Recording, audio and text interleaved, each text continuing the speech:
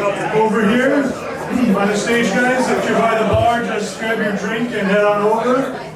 If you're in the curated room over here, we're going to get started.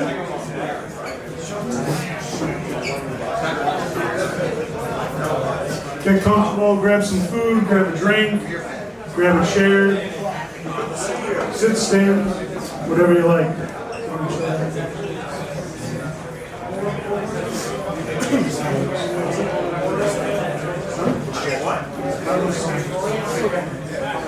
All right, Cece, are you working here? Are you on?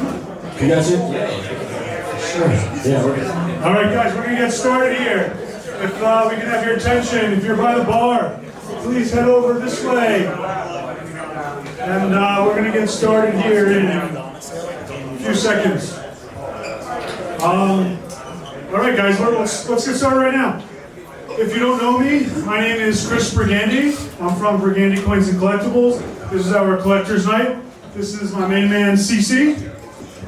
What's up, everybody? My name is Chris Caserta. Go by CC to avoid any of the Chris confusion going on here. And we thank all you guys for coming out.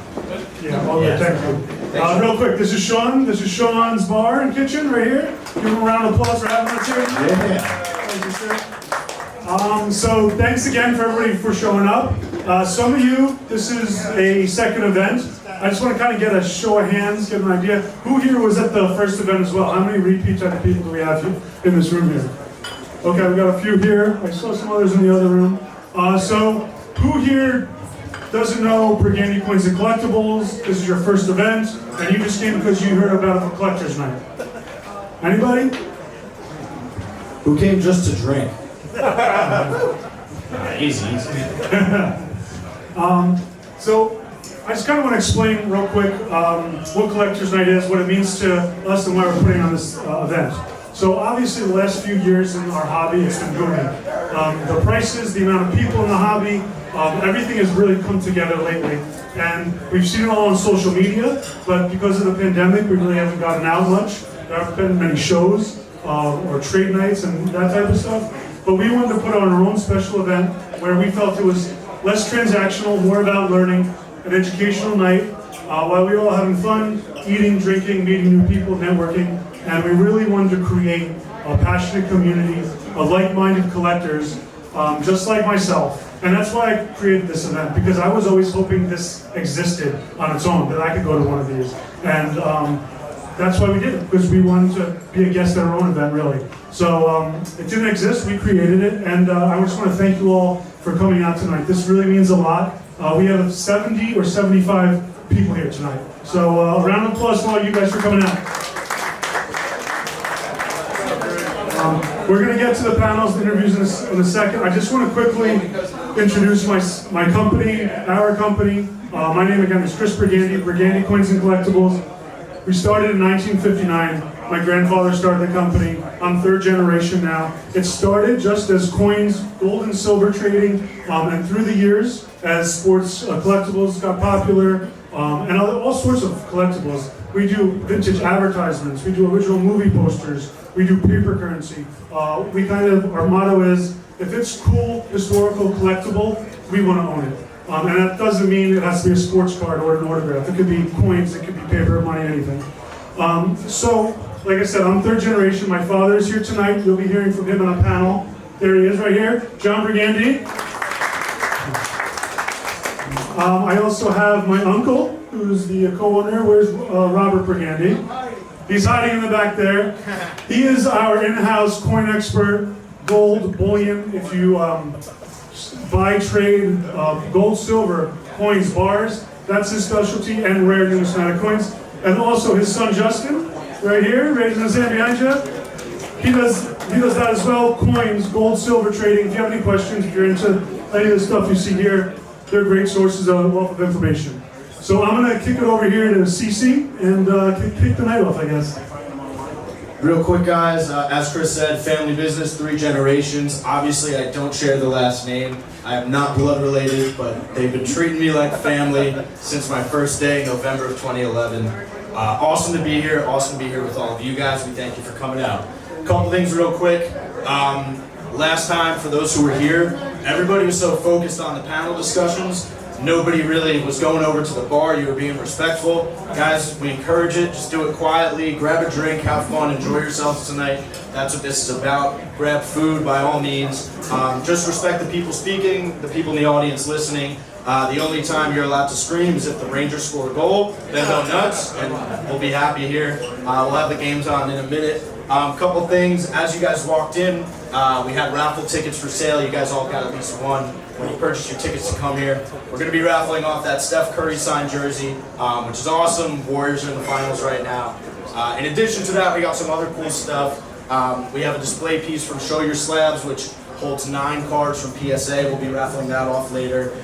We have Slab Shields, which is a UV protector for your cards in your PSA holders. We have some representation from Cards and Coffee here, giving away an unopened box of UFC cards. And we also have the Roosevelts, who are doing an awesome thing. You guys are going to get some awesome t-shirts, and we'll be giving away a $250 gift certificate. Let's see, am I missing anything else, CB? There's a lot of giveaways. You sure we're giving all that stuff away? We're very generous. John? Yeah, we're good. And I think that's it. But yeah, guys, as I said, grab a drink, grab food, enjoy. Just be respectful as we go along to the speakers and everybody listening. And let's have a great night. And we're just going to kick it off right now with our first giveaway. Get it going a little bit here. So if you want to grab the stuff for the giveaway, we don't have the raffle bowl. Could someone run over to the registration and grab the raffle bowl for me? And so we're going to start off with some Burgundy. These are some Jackie Robinson themed t-shirts that we made this year for the anniversary for Jackie breaking the color barrier. So we're going to give away a few of these, and then Sean from Sean's Bar is going to give away some swag as well. So here we go. Here's the bowl here. And if you see Sean, come on up here, Sean. All right. Again, this is Sean Riley. He's the owner here, and he also is going to give away some swag. But we'll do 3 of these T-shirts to kick it off. Sean, go ahead.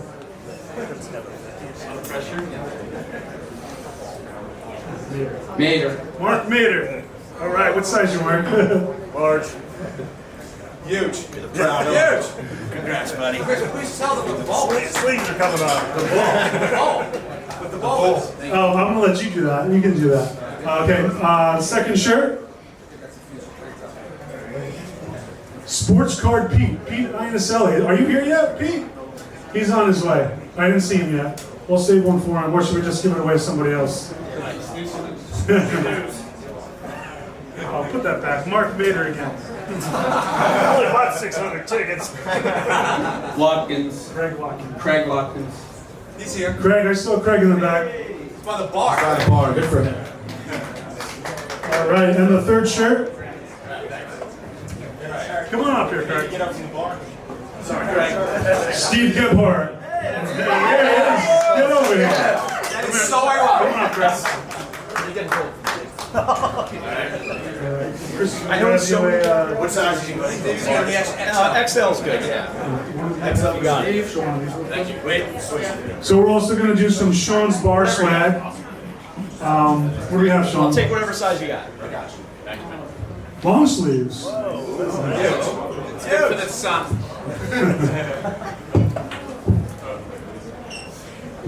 Chris Swingle. There he is. Before he has to leave for the Ranger game, you win something. Awesome. I'll wear this to the game. If you could get on TV, that'd be great. I'll go out on the ice. Yeah, please. Yeah. All right, guys, we're going to get started with our first interview tonight. Thank you, Sean. We're going to call up, where is Greg Kreindler? Come on up, we're going to do an interview. Greg, give him a round of applause, ladies and gentlemen.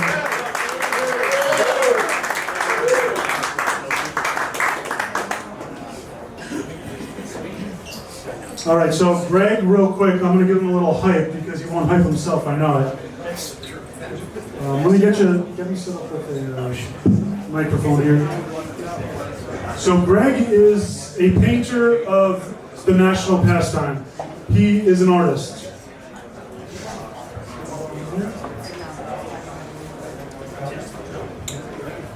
little technical difficulties here.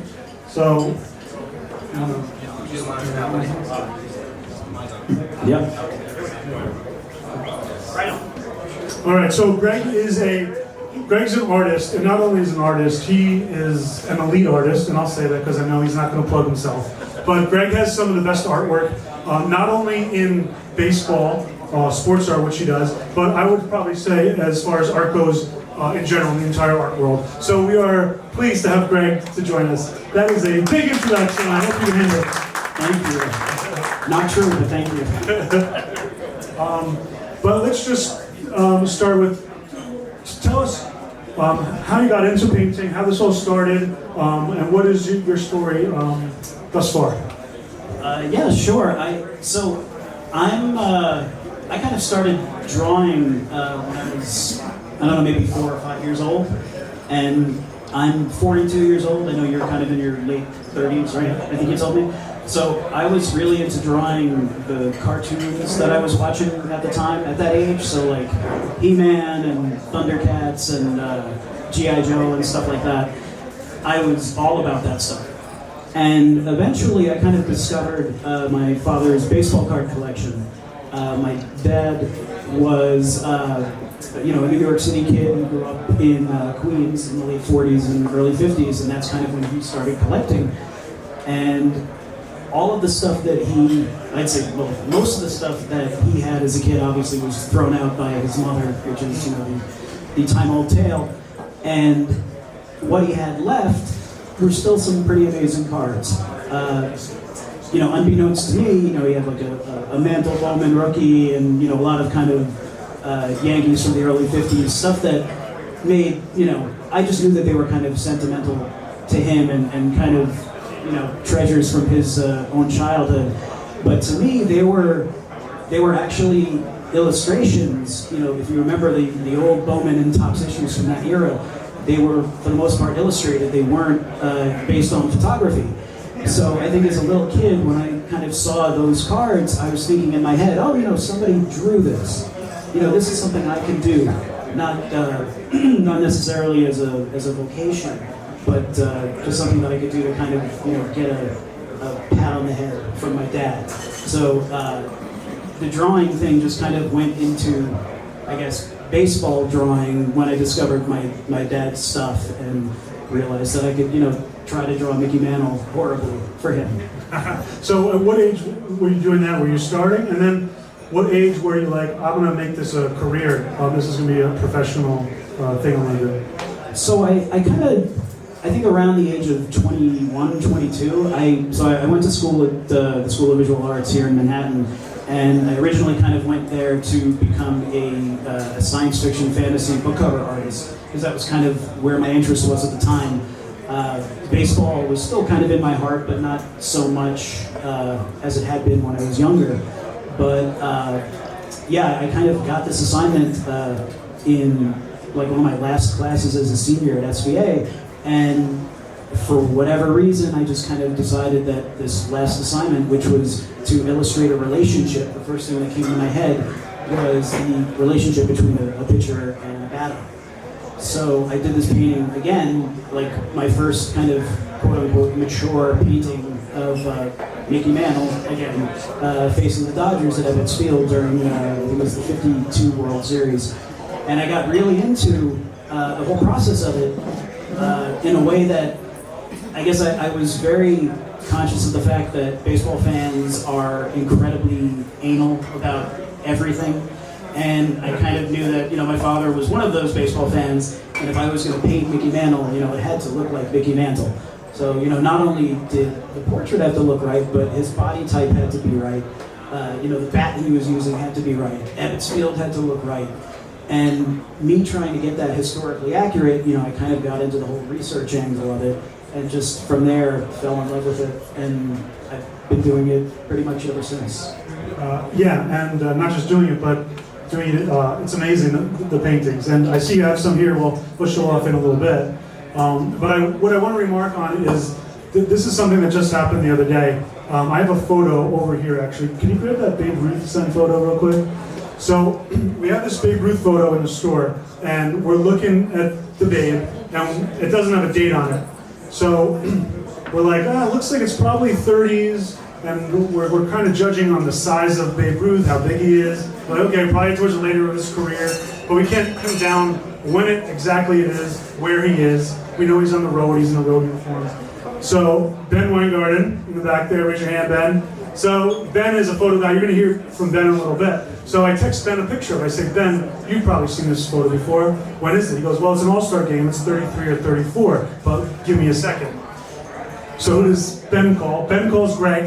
In about 2 seconds, Greg says 1934 all-star game. Right. So my point is, not only is Greg an artist, but everything he paints and everything he does is so historically accurate. And tell everybody how you knew that was the All-Star Game in 1934.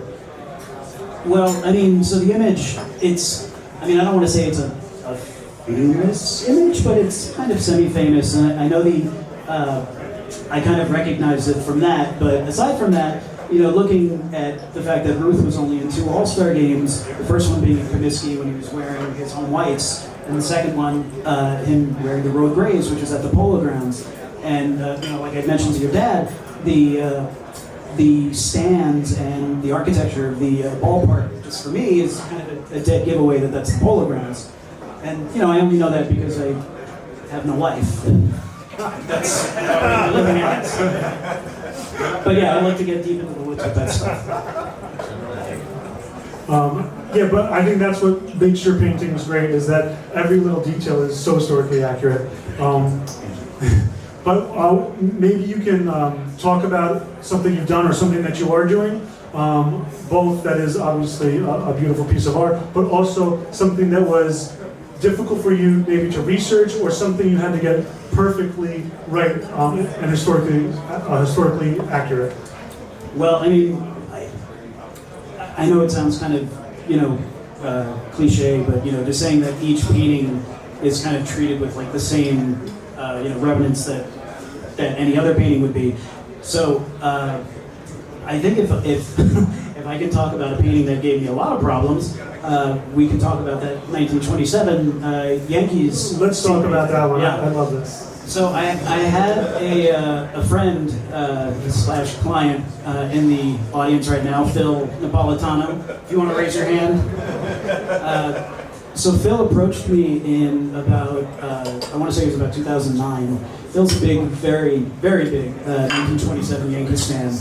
And he owns a photograph of, a Type 1 photograph of the entire team. This beautiful, beautiful team shot of there are 31 main figures, in the shot, including the trainer and all the stadium architecture in the background. Beautiful shot.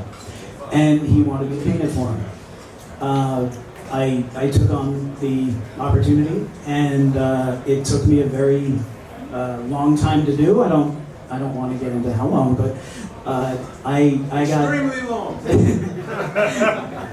He's being very generous now. I got very much into the weeds, again, with the research that kind of went into the photo. Just starting like with the players that are in the photo, I was kind of able to kind of narrow it down to the shot being taken July 4th of that year, just because of who's in the shot. Because did that photo have a date on it, Phil? Do you remember? Did the photo have a date on it? Do you remember? Okay. Anyway, I wanted to get, all of these players looking the way that they should look. I didn't want to necessarily spend all my time on Babe Ruth and Lou Gehrig, because I was just as concerned with Mark Koenig and Joe Giard and Miles Thomases of the world. So I wanted to figure out, okay, well, what eye color did each of these guys have? What was their hair color? And Phil actually helped me out a lot with this, but I was kind of able to discover these questionnaires, these Carl Wingler questionnaires that he had kind of sent out to ball players many, many years ago, where he would kind of ask like general facts about them to kind of, just kind of have for posterity's sake. And, in those kind of questionnaires, you would have little notes like, blue eyes, brown hair, brown eyes, black hair. So I researched that to death. I also kind of researched, I guess, the skin colors of these guys, like kind of their ancestry, whether, you know, Babe Ruth would kind of have this darker skin color compared to, I don't know, Cedric Durst or something like that, who had more of a freckled complexion. And the fact is, just in the photo itself, you know, there are 31 guys, 30 of whom have pinstripe uniforms that are kind of, you know, weaving and undulating in space. So I have to do, you know, every single uniform perfectly, get all the lines perfectly. They have to match. They have to look the way they're supposed to look. And, you know, you have a trainer, Doc Woods, and then in the background, stadium architecture, you know, all of that stuff needs to be straight. All of it needs to look like Yankee Stadium. All of the colors have to be perfect.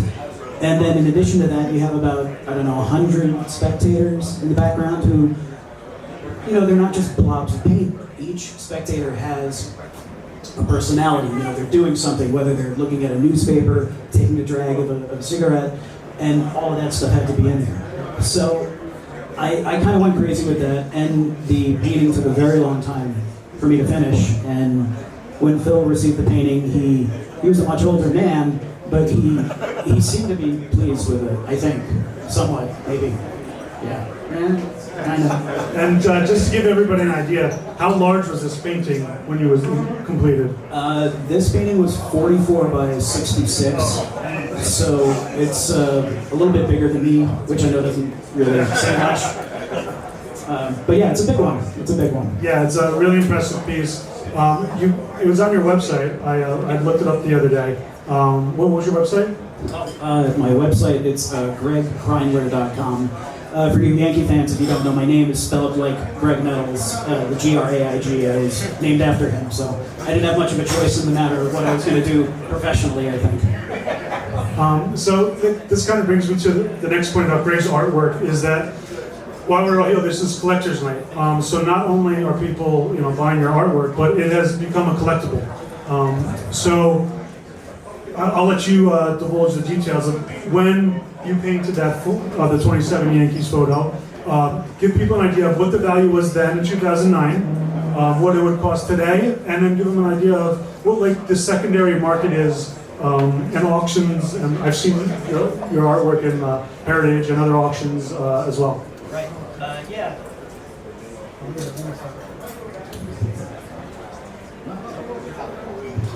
My fault. So Phil, when Phil initially commissioned that painting, I don't remember the exact number. I was telling Chris the other night. I want to say that the total was somewhere in the $11,000 to $12,000 range for that. This is in 2009, when I was just kind of really getting going. And so now something that size, 44 by 66, would retail for I think it was just under 80,000 or something like that. Yeah, I think that's what I mentioned. But yeah, and my stuff kind of makes it into a secondary market every now and then, which I have mixed feelings about for a number of reasons, but it seems to do very well for the most part. I guess most recently I did a painting of Roberto Clemente that was in Love of the Game auctions. And the painting itself, I think, is 20 by 30, which would be a 12, at the time, it was like a $12,000 painting, and it went for, I think, $60,000 or something like that. But at the same time, it was also for charity, so I don't want to, like, you know, that wasn't all me. But yeah, I mean, I guess it went for more than it technically should have, I guess. So, speaking of collectibles, we spoke earlier. I was pumped that you were coming tonight because I've been following you on Instagram for a couple years now. And I love your T206 work. The artwork for the T206, the famous Honus Wagner rookie card guy. His artwork of those cards, it's beautiful. And I was curious if someone commissioned you to do a painting of, let's say, a Cobb green T206. Do you ever feel the need after you finish it to say, you know what, I have to go get that card? Like, are you a collector in that sense, or are you just satisfied with creating your own amazing collectible that's much bigger than a tobacco card? That's a good question. So it's not it's weird because I mentioned to you earlier that I'm not so much a collector now, with the exception of one thing, which I can talk about. But usually when I do the paintings, especially the T206 ones, I don't necessarily have the urge to go out and get the cards. The one kind of collectible thing that I've tried to kind of stay up on over the past few years was that I wanted to get a full set of signatures from the 1936 Yankees and 1936 Giants, mainly because my grandfather, who I didn't know very well, was a big Giants fan, and I'm sure that World Series would have been very important to him. And for whatever reason, me getting those signatures, would help me kind of feel a little bit closer to him. So that's kind of the only collecting endeavor that I've really gone on. All right, so you brought some swag with you. Let's see what you got here, and can you tell us a little bit about it?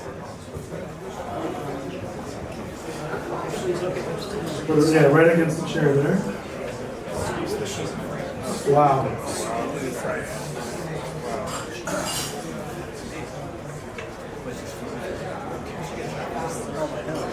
All right, so I'm going to let you take over here. Tell us a little bit about each one, and what's your favorite? So it's funny, CC actually mentioned the T206 cards. So there's a card set that came out in 1910 in Cuba that they're called the Punch Cigaro cards, and they were kind of put into cigar packs in the same way that the T206 cards were put into the American tobacco packs.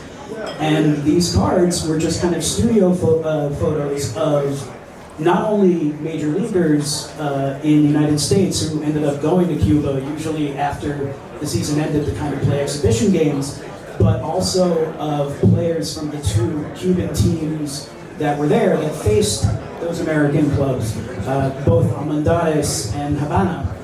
And these cards, they're absolutely gorgeous and incredibly rare. I think it's a card set of maybe 50, and you have 25 of the Cuban guys and 25 Athletics and Tigers, if I remember. And each card, I think there are no more than maybe 2 or 3 in existence of each card. So they're incredibly, incredibly hard to find. And they have these amazing, amazing studio portraits of not only people like Ty Cobb and Chief Bender and Eddie Plank and people who came from the States, but also Pop Lloyd, who was a huge player in the Negro Leagues, even before the forming of the Negro National Leagues, and Jose Mendez, who was nicknamed the Black Christy Mathewson. And I'm kind of setting out, in addition to all the commission work that I have going on, I'm trying to kind of do paintings of at least all of the Cuban players from that set, based on that set, just in the hopes that maybe I'll just do a gallery show or something like that with them someday. I really vibe with these portraits a lot, and I think that these players, especially the Cuban players, are just woefully unrepresented in the collecting world. And I was just kind of hoping that these paintings can kind of, I don't know, maybe bring their names to a bit, more prominence than what they have now. I don't know if I have a favorite. I mean, I really love them both. I really love Jose Mendez, who's kind of one of my favorite players, and definitely my favorite Negro leaguer. So that's probably the one that I would rescue in a fire. But yeah, so I've done about 6 or 7 of these, and hopefully at some point before I turn 50, I'll get more done. Well, I absolutely love them, the colors, everything about them. They're beautiful. What do you guys think? Chris? Family members of these players around? The question is, are there any family members of these players around? Some of them are. With Pop Lloyd, I don't know. I know that one of the other guys in the card set, Pete Hill, I know that he has a grand something somewhere in the States. A couple of the other guys do, but really, at least in the United States, the majority of those players are like faded into obscurity. But in Cuba, a lot of them are like national heroes, and they're in like the Cuban Hall of Fame, Cuban Baseball Hall of Fame there. So I'm not necessarily sure if their ancestors are around or not, but I know some of the Negro Leaguers are. All right, guys, give Greg a round of applause. Thank you for bringing us in there. Appreciate it. I think we have another giveaway scheduled right now. Yeah, we absolutely What do we have? The slabs. Oh, the slabs. Cool. We're going to give away the PSA slab shield frame that you guys saw when you walked in. I'm going to have Greg here pull the ticket as soon as it comes in. They're pulling it out right now.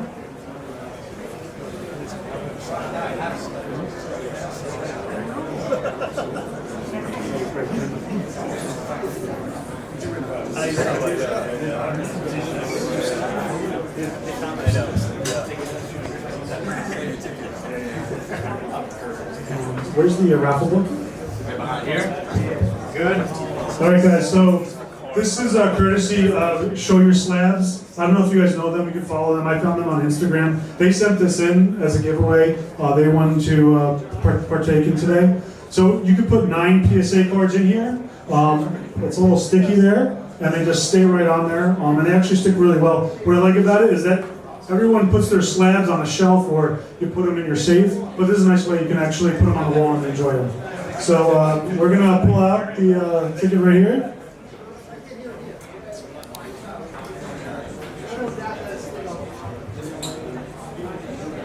Robert Levine. Where are you, Robert? There he is. Come on up here.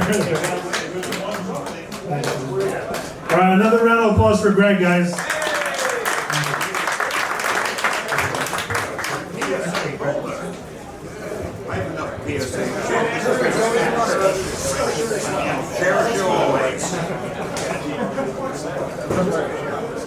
What did I win? Shots. Wow. Oh, look at that. And you can put slabs in there. There you go. Right. You got more than 9? Yeah. All right, good. Congratulations. I have the card myself. I mean, it's great.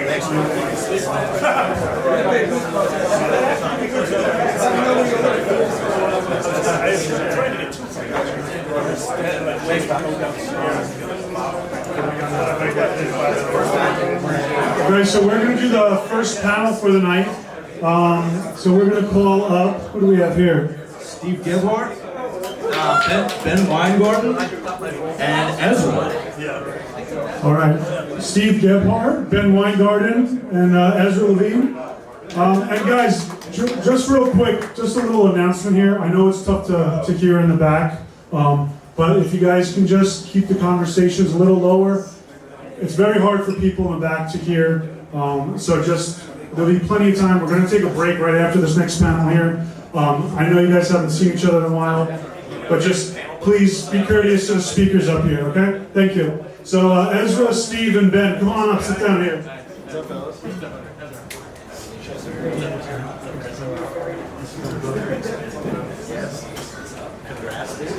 Just slide down here.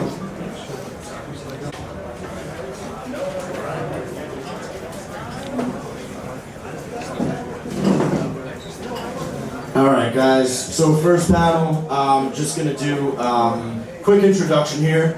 Sitting next to me here is Ezra, who is from Collectible. Those who do not know, Collectible is a platform to basically buy digital shares of some of the finest pieces of memorabilia in the hobby. It's an idea, that came about. What was it, about 4 or 5 years ago? And when did you guys launch? And Yeah, so that the share idea. yeah, so we launched this using we launched the collectible in September of 2020. And at first, when the digital shares of memorabilia first came out, Chris and I were a little confused, but you guys are absolutely killing it right now. And you guys have some of the finest pieces of memorabilia that not everybody can, obtain on their own. So why not get a group of people to, get a piece of it themselves? So just give everybody a quick background about your story, what you do, and a collectible. There you got it. Well, first of all, I'll give a shout out to my dad, Robert Levine, who just won that slide. Dad's right over there. I give him all the credit in the world for my being part of this hobby. He's been a collector for a long time. I was a collector too, like every other kid in America growing up in the 90s, but I lost touch with it, and my dad, his passion for it really brought me back into it. Some of his closest friends are his hobby buddies, and so I give him all the credit for turning me back onto it, generating awareness for me that things were innovating and there's opportunities within it. One thing that we saw had collectibles, obviously, I'm sure a lot of people are familiar with how prices are rising and how historically the most culturally and historically significant collectibles are unfortunately often out of the price reach of the average hobbyist, the average collector. And so we sought out to solve that problem, to enable anyone over the age of 18 in America and soon all across the world to be able to own, to be a collector.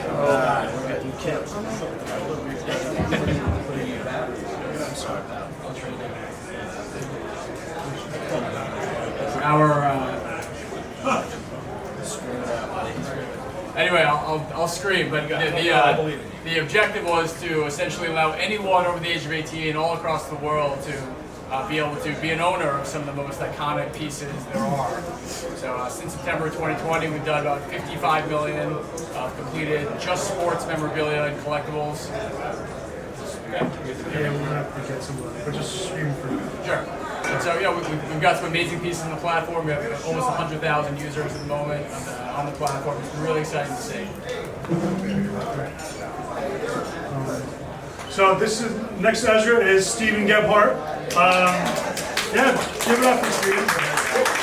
Kev's got a big crowd here. So we're gonna have to shout it out now, right now. So do your best here. So Steve is co-founder of the Roosevelts, which is an apparel company. So why is an apparel company a collector's night? Check. I guess we got a little bit here. Yeah, we started a clothing brand about 6 years ago, and maybe unbeknownst to us, we started making this amazing apparel, and I guess the early runs of it had very kind of limited quantities, and over the years, some of our stuff has really done well on the secondary market, and we're building a collectible base around a lot of the apparel that we do. That's great.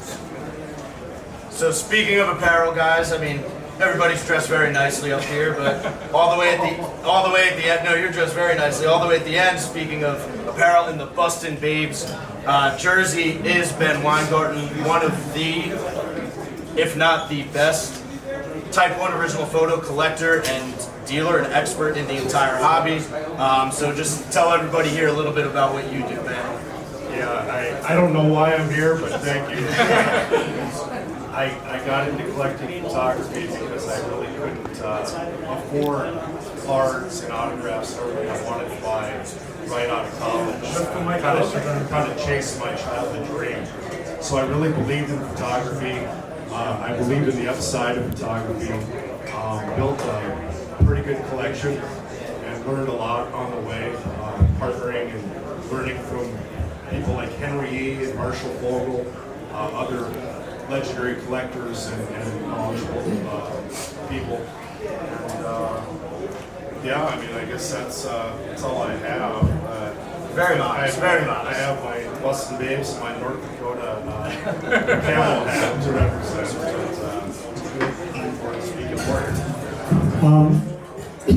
All right, so keeping with Ben here with the baseball photos, the original photos. When we think of nostalgia, well, first of all, that's the theme of you three here on the same panel. Although you have all very different backgrounds here, you do three very different things.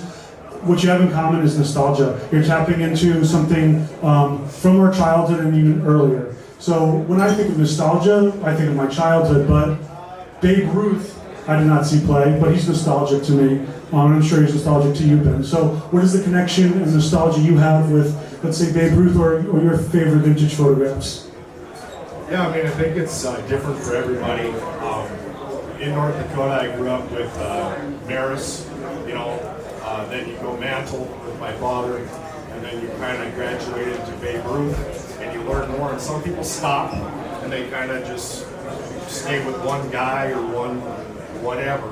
Others try to explore and become a total nerd, and that's kind of what I did. I do a lot of Babe Ruth and Lou Gehrig, but yeah, I mean, nostalgia is everything. Childhood starts, that's where it starts. It starts with cards for me. Went all the way to take one photos when no one else was doing it. So. Right. So going to Steve with Babe Ruth. So, excuse me, everybody.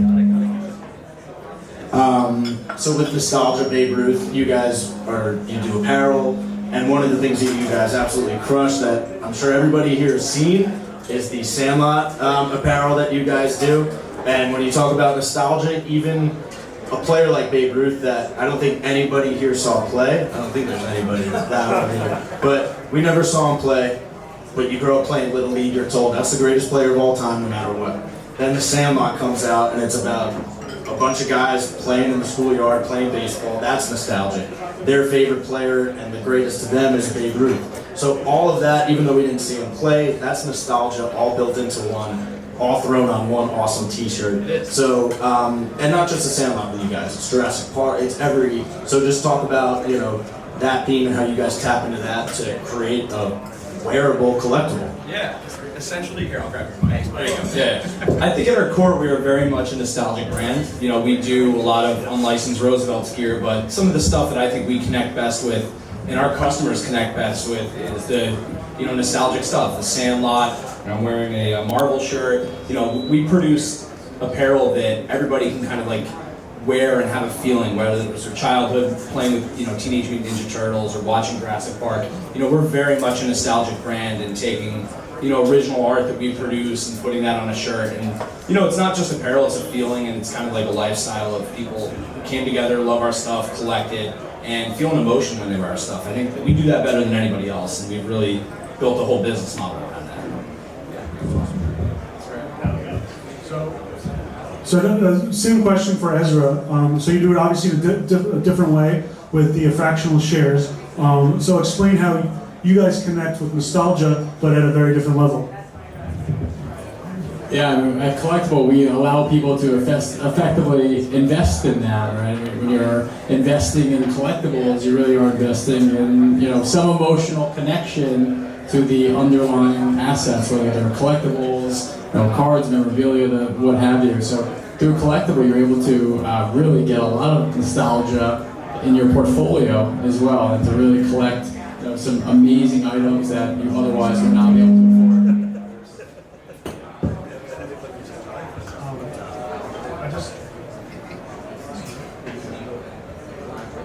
Okay. Hello? Hello? Hello?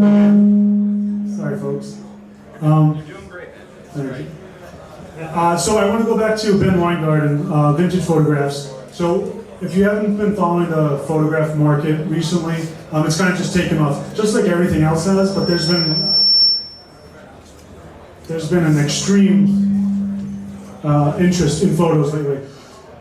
But one thing that we talk about, what's holding photos back a little bit, is just education and people understanding how to collect photos. Baseball cards are very simple, right? Everything's basically in the price grid. We know exactly how many exist, what they are, how. Sorry, folks. We know a lot about collectibles. Audio is not our thing. Just saying. Let's use one. Yeah, we'll go with one. Okay, we're gonna go with one and one only. Take this away from me. So Ben, the question is, because baseball cards are so easily understandable and photographs aren't, it takes a little more education to understand what you're doing. In the best, I guess the easiest, the simplest way possible, can you break it down and for a novice collector, how do we get into it? What do we look for? Explain photo collecting. Well, I think number one, collect what you like. It's the old saying. I think even type 2s, type 3s, I think everyone, the type 1 is what everyone wants. That's the type, I want a type 1, type 1, type 1. I actually brought a type 2 here that I think is a pretty special photo. More affordable. It's the 51 Bowman Mantle rookie. There's 2 Type 1s known. Mine's a Type 2, but it's a 50, printed in 56 to 59. So that's Type 2. I guess my point is, you know, you don't have to be in this box, and that's what's beautiful about photography. Now, figuring out the price points is kind of the key, right? You don't want to buy what you like. If it's worth maybe $50, spend $1,000. But, you know, you got the card images are exploding, and there's a reason for that. There's the one-to-one variability correlation. There's 1,000 Willie Mays Bowman 51 7s or above. I don't know if that's the number, but I'm just throwing that out there. But there's 3 Type 1 Jacob Ellis photos. It's easy to kind of justify a price range, right? There's 3, there's 1,000. The 1,000 go for 10, 20, 30. The 8s go for whatever. So I think that's an easy thing to understand. I think as other things get in, ticket stubs. Ticket stubs are on the rise. Okay? Ticket stubs. Jackie Robinson debut. Lou Gehrig Day. How many ticket stubs are there? There's this many Lou Gehrig Day ticket stubs, so there's 20. How many Lou Gehrig Day photos, iconic photos are there? 3, 4? Another correlation. So it's interesting. There's no answer. I think I tell people, look at comps, start smaller, don't go crazy unless you know somebody that you trust. It's just kind of this evolving, photos are infinite. So, you know, there's a lot of room for growth and there's some room to not grow. So be careful, but have fun. So just to follow up real quick, if you were at the last event, REA, Brian Dwyer, I think you're here tonight, anywhere, maybe he was in the other room. He brought the Wagner T206 to our last event. It sold at his auction for $1.5 million. Now, he sat up here and he told us that there was about 50 or 60 known copies of that card for $1.5 million. Now, to Ben's point, the original photographs that were taken by Carl Horner, the original photographer, how many are there and what is the value in it? And it's nowhere near, you know, the card, but kind of talk about that correlation. Yeah, I mean, I don't know what the value is because a true Type 1, that's kind of a little box, Carl Horner. You know, PSA is a big driver of this. Let's, you know, they are. And Henry, the type system guy, and then PSA adopted that, and they're slapping, and that's huge. Horner is one of the big islands, I guess. They have to be on the original mount. I think there's 1 or 2 confirmed examples, and they haven't gone to auction. So I wouldn't be surprised if those did hit Wagner card levels these days. So does that answer your question? I think that would hit. I think that would hit 7 figures. I surely would. I might find a way to add one of those if I had to. So, Thank you so much. I'm going to switch it over to Ezra now. Real quick follow-up off the photos. Have you guys, speaking of 7-figure photos, is that something that your platform has ever gotten a hold of and offered out to your clients? Is it something that you look for? Yeah, go on that. Well, this was a very well-situated panel because Ben over here has been one of the more active purchasers of Type 1 and Type 2 and Type 3 photographs on Collectible. Ben actually acquired, which was a good deal for both parties, I would say, but Ben acquired, you got it? Ben acquired a Type 1 Willie Mays 1951 Bowman, right? A photograph off Collectible. Shareholders made a nice return, I think 40% within a year's time, but Ben was happy to pay it, and I think Ben is probably the winner in the long term because of it. So yeah, we have done photographs, and photographs have actually done incredibly well on our platform. We've had a couple acquisitions. We had that one was acquired. We had a couple others that were also acquired. So yeah, every time we have a photograph, it sells out quickly, and there's usually a pretty deep buyer pool of sophisticated collectors like Ben who are looking to be vultures. I didn't know that happened, by the way. This was not scripted, so that's very cool. I'm happy you have that photo. So you guys do photos, obviously. is there a genre or an avenue in the hobby that you guys haven't done yet that you want to do? You know, we've done a lot. We've done tickets, we've done a lot of game news memorabilia, we've done photographs. I guess the only thing we haven't done is NFTs, thank God. But no, we've done a lot of them so far. We've done a lot. I think we've done a good job of having breadth and depth of offerings. Our job is to try to give something for everyone. There's obviously a lot of collectors who have different preferences and like different things, and so our job is to, where there's demand, to be able to service that. I'm going to throw a similar question over to you, Geb. Is there a movie, a theme, a show that you guys have not been able to get yet or do that's nostalgic to you, or nostalgic to you think maybe your client base that you're like, we need to put that on a t-shirt ASAP? We are working on the Baseball Hall of Fame. That's something new coming next year. For me personally, I really want to do Guy Fieri and Adam Sandler movies. Cool. So difficult. We have Disney and we have Nickelodeon and Universal and Jackie Robinson, but we don't have Adam Sandler or Guy Fieri. So if anybody knows anybody, I'm right up here. Come say hi and make that connect. Thank you. You guys would crush it in Flavortown, by the way. So something I learned recently about the Roosevelt, Steve's company, is that not only are they making nostalgic shirts, but they've also created a collectible. So talk about like the secondary market, the drops, the limited editions, and stuff like that you guys do. Yeah, it's amazing. We do drops, 2 days a week on Tuesdays and Thursdays. Every time we think we have enough inventory, we sell out in under 5 minutes. We're not like intending to do it. It just happens naturally. The customers grow faster than we can bring in the inventory because of the lead time. So naturally, there ends up being a secondary market. We embrace that through a buy-sell trade Facebook page where people will kind of find that on their own naturally if you really don't promote it. They'll go in there and just trade things back and forth, and then some stuff will hit eBay. Like we have a couple Star Wars shirts that are selling for way more money than I ever thought they would.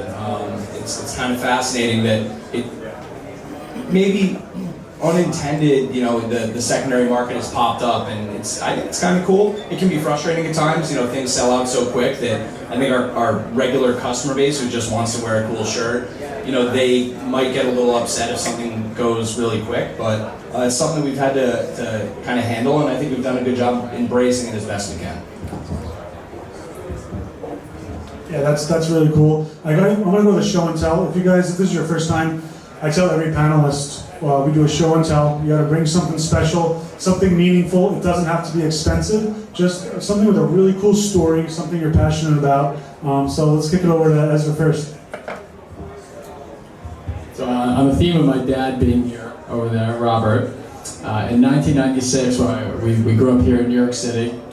I grew up a big Yankees fan, and my dad got tickets to Game 6 of the 1996 World Series, which is when the Yankees won their first championship in my lifetime.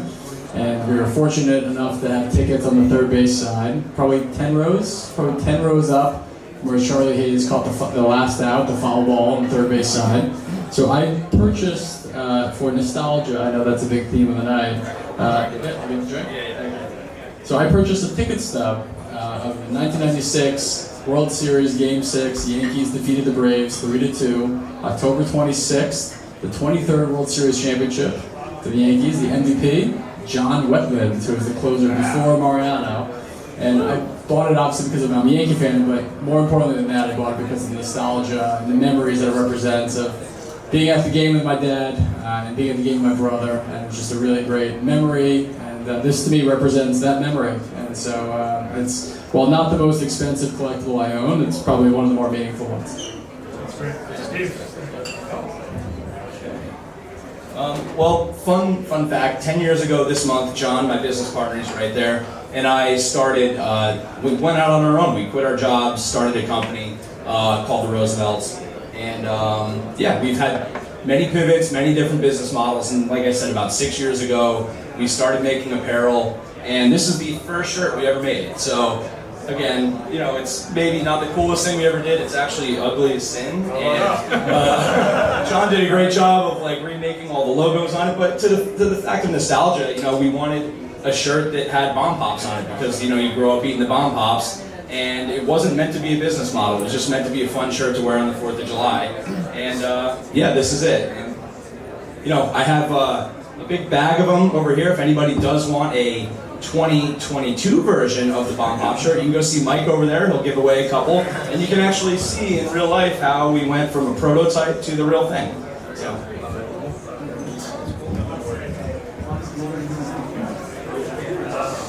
Yeah, sorry, Dad, I don't have anything more business. But so this is kind of one of my first big stores, I guess. I think I mentioned, you probably couldn't hear me earlier, you know, college, you kind of get separated from collecting for various reasons. And then you get back into it and you can't really afford anything with that entry-level job for most of us. So I really, that's one reason why I got into photos and my love for cards, and I saw this opportunity of find the card image, find the whatever, being creative, and I bought this on eBay for $42 about 15 years ago. And it's a pretty good story in itself, but it gets better. I have a buddy right back here, he's a collector, his name's Scott Foraker, and he's from California and he loves Jackie. So he wanted to get into photos, and he's a big bat collector, world famous, right, Scott? Raise your hand. There he is. But he got me into bats. I was interested in bats, so we kind of helped each other out. And I sold this to him for $5 grand. With a lot of money there. A lot of money. What was that? 6 years ago, maybe 7. I don't know. It's a good return for me. And a year and a half later, I said, Scott, I got to have that back. I'll give you 30 grand. So I bought it back, so I had 42 in it. He made 25, my good buddy. I was happy to do it, and there's 2 confirmed known. I think there's a 3rd, but this one's in the best shape. And the last one that went publicly went for 360 grand. So it's the Leaf image, the rookie 47 Leaf card image. So that's probably my best story in store. Sorry.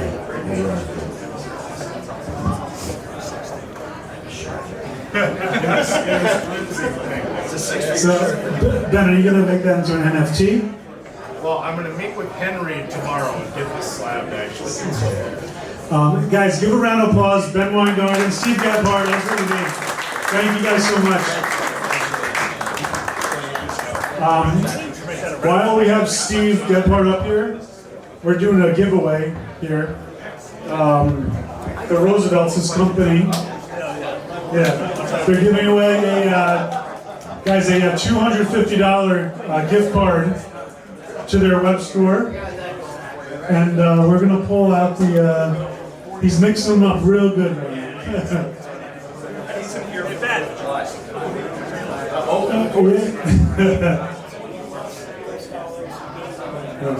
Josh Blitz, Memento. Yeah. I don't know. Josh looks like a Roosevelt guy. You have the gift card? Yeah, go over right here to Mike. Mike Schreiner, raise your hand, buddy. Gonna go over here. You're gonna get a $250 gift card. All right, guys, thanks. So we're gonna take a quick break. Everybody use the bathroom, get a drink, get something to eat. Oh, you know what? I'm sorry. Real quick, guys. Real quick. This is important. I want to do a group photo. I want everybody to get up here real quick. We're gonna go to a break in a second. Everybody just get up here, stand. We're gonna smush everybody in as best way possible. Group photo real quick, guys. Come on, stand up here. Guys, get on up here. We're gonna do a quick group photo.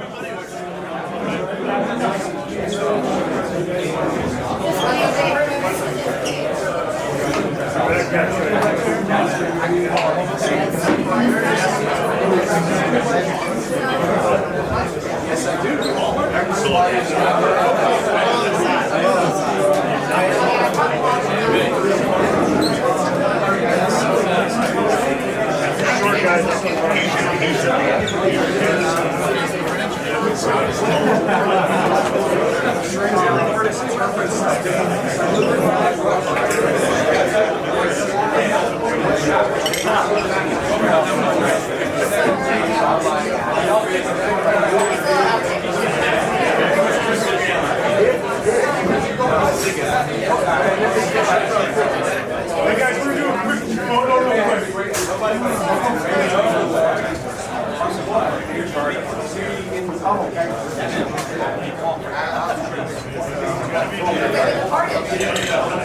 Hey Steve, get over here. Group photo real quick. Hey, all right. Give me one sec.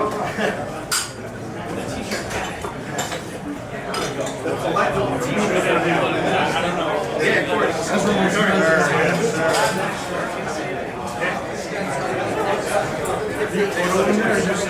What's that? I'm doing video. You want me to? Okay. We're going to start off with Kevin Royal from Blicker Trading and Cards and Coffee. So guys, grab a seat, come on in. If you're out in the bar area, grab your drink, come on in here. We're going to get started again.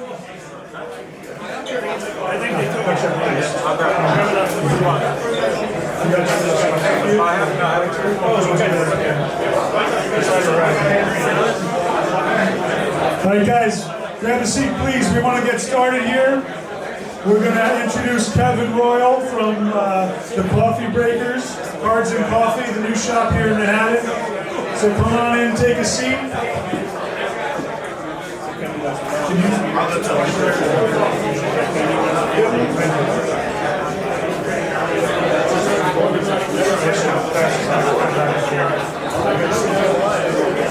All right guys, before we get started real quick, hey guys, hey, can I have your attention in the back? Guys, please, we're going to start here. Guys in the bar, if I can have your attention, we're going to start. Real quick, I just want to, first of all, thank everyone for coming out. But we have some guys here, and I wasn't anticipating this when we were throwing this local New York City event, but we have guys who flew in to be here. So I want to call out real quick, first of all, Ben Weingarten, who was just up here, Fargo, North Dakota, all right? We have his friend Scott, who he was calling out here before. He's from California, flew in from California to be here. I have Irvin, where's Irvin? Right here. We have Texas right here in the house. Mark Mader, Louisiana. And Tom Polifroni. Where's Tom? Back here. We got Tom from Florida. Did anybody else fly in? Everyone else is local. I can't believe these guys flew in. Are you crazy? But sincerely, thanks to everybody, but especially guys hopping on a plane coming out. This is special. I think we're on to something that people, actually want to get on a plane to come here. So thanks again to everybody who flew in for the event. So we're going to start right here. I want to introduce Kevin Royal. If you guys don't know, there's a new cards shop. It's been exploding all around the country. It's called Cards and Coffee.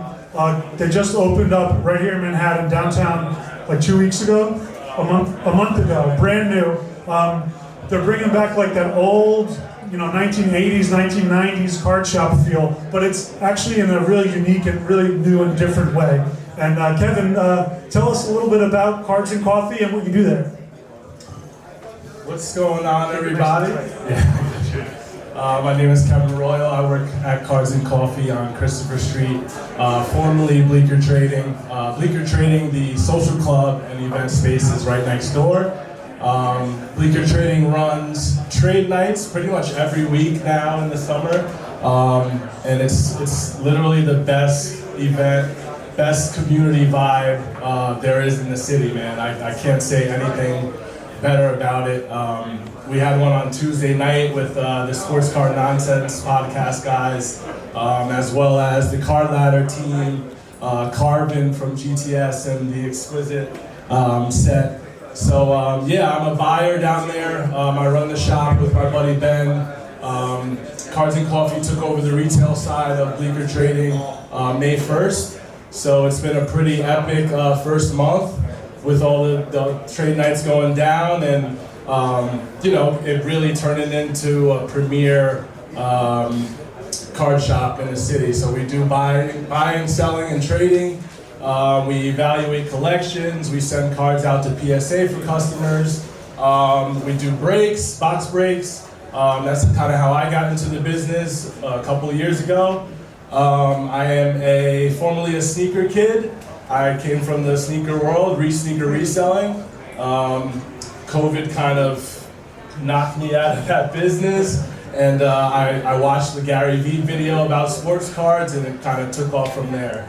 I went and bought my first box. I logged on to Instagram Live, And the first night I just broke a box open for myself, and it was so much fun, man. I just got some people to tune in, and me being a former athlete and just sports guy, it was very easy to kind of hop into the business. And it was very different from sneakers. I always tell people, they're like, you should get back into sneakers and this and that. I'm like, sneakers was ruthless, man. Like, nobody's trying to help each other. Everybody's out for themselves.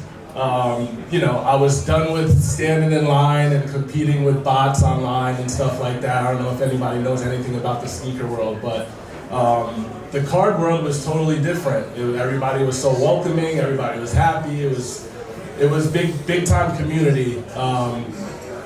So yeah, that's So I think what they do down there at Bleecker Trade or Cards and Coffee is something that the hobby, like you said, it's a great community. So it's something the hobby needed, and it's really exploded. Just the modern cards, especially. So Kevin has a box here that he's going to be giving away in a little bit. But I think that having that old school feel of a card shop when you were a kid, to go in and, I mean, I know the cards now and the boxes now can be several hundred or several $1,000s just for a pack or a box, but that feeling you get is like when you were a kid, when you walked into the shop, maybe it was a quarter or $1 or $5 for a box of cards. That stuff kind of went away after, let's say, the 90s, and now it's really coming back, but in a really strong way. And they do a great job kind of showcasing that new feel to the hobby, which is great. And they do the breaking as well, which is awesome. So one of the questions I want to ask you is, because we talk about the 80s and the 90s, nostalgia, obviously everybody was a part of that card boom, right? The card prices went up like crazy because we wanted to buy, everybody wanted to get the Ken Griffey Jr. card. And then we found out years later that how mass and overproduced it was. And that was kind of like the beginning of the hobby or the modern card hobby just kind of like falling on its face. And then everybody's local cards and comic store just kind of disappeared.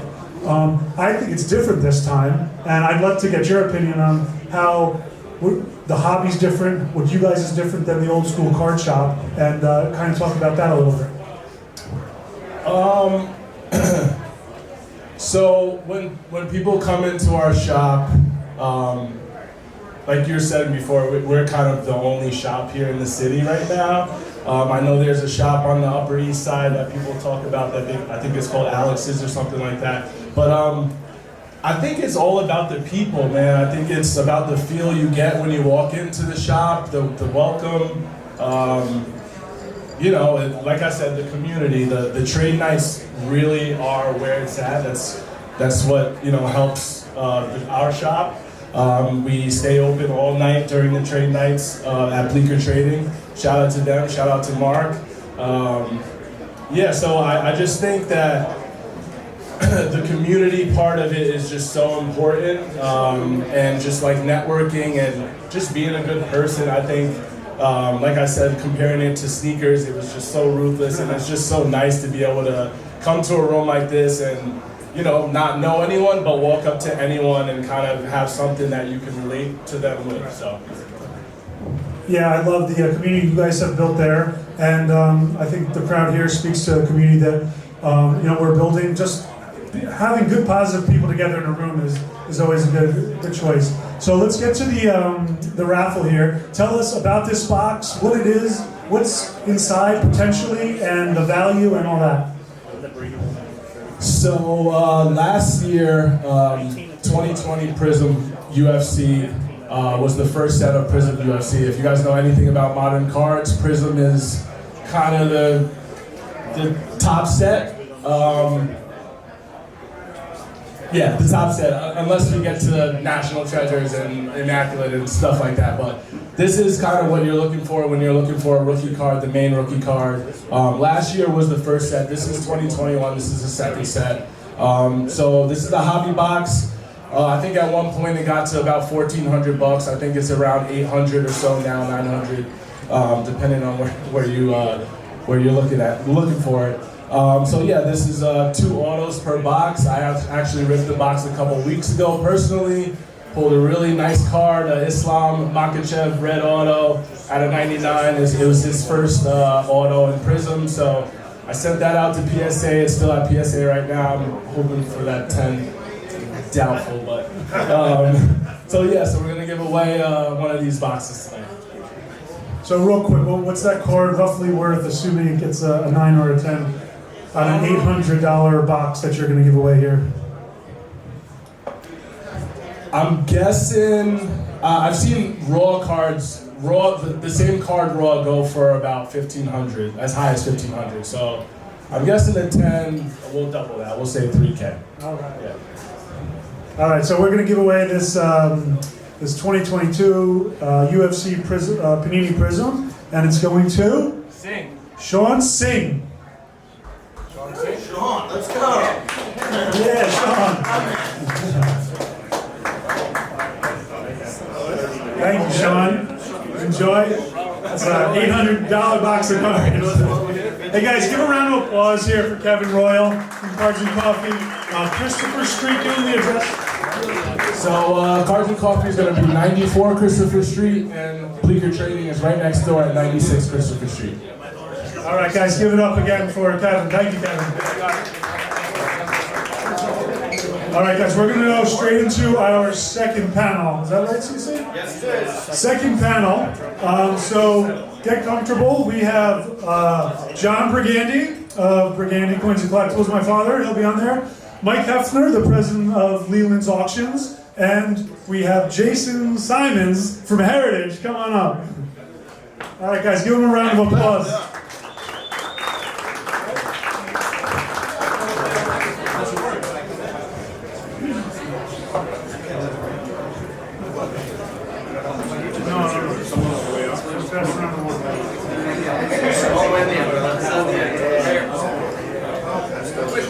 Come on, because this is how we travel. That's not like you travel. In a bit. That's it. All right. Can we get two microphones? We're trying now. We're trying our best, Mikey. We're trying. We have 4 in stock apparently here at Sean's, but what works?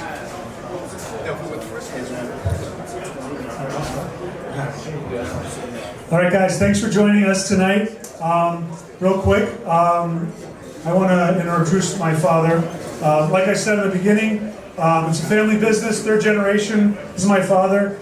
He started off doing the coins, the paper money, which he still does today very well. But in the 80s, as the cards and the autographs and the historical memorabilia started blowing up and getting collectible, that's when he started getting into the hobby, and now it's a big part of what we do here today.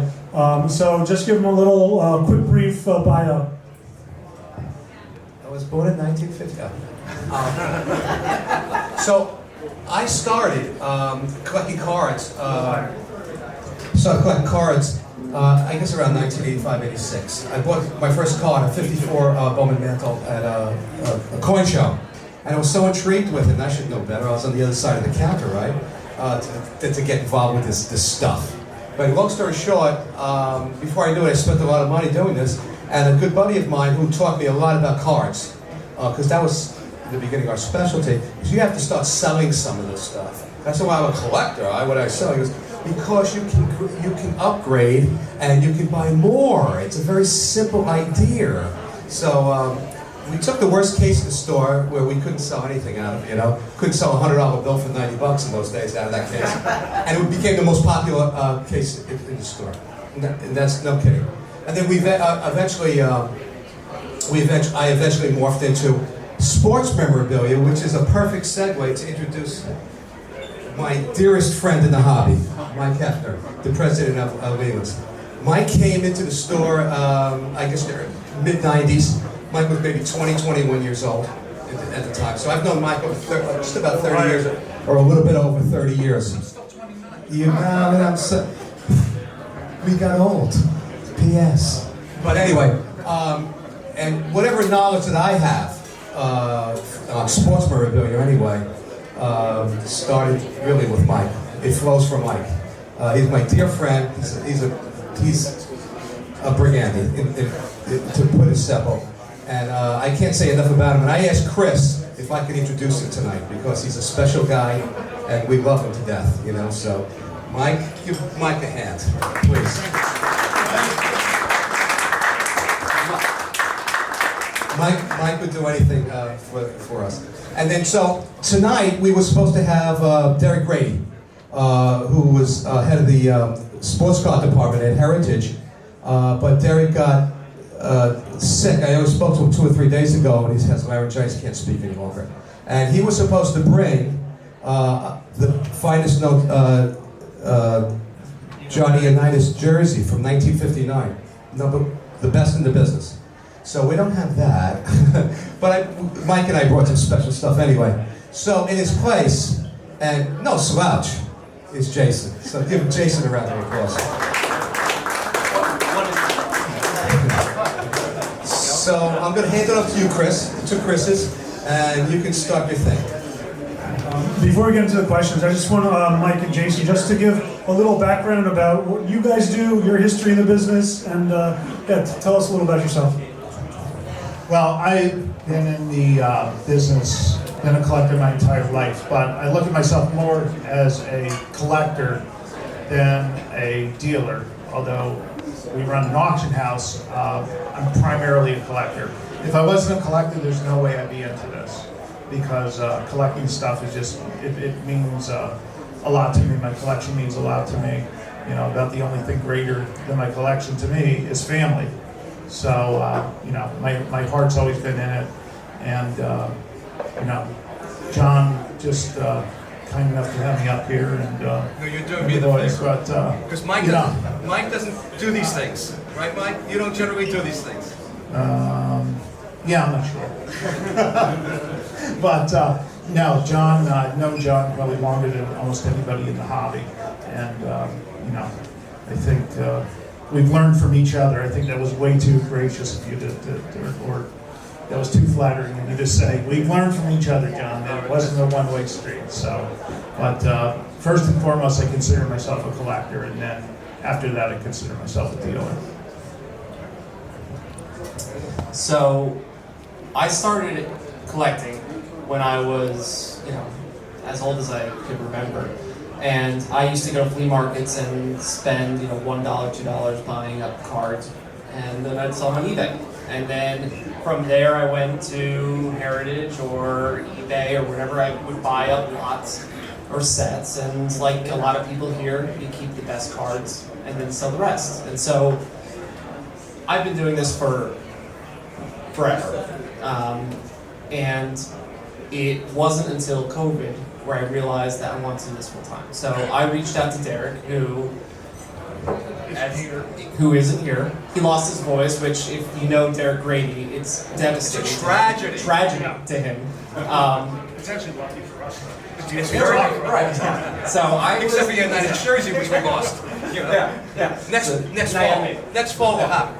So I was at Christie's for 5+ years, and I reached out to Derek and Lee Iskowitz, and I said, hey, is there a place for me here? And they said, yeah, actually we need someone who is in our New York office. So if you haven't seen our new space, we're right around the corner, 56th and Park Avenue.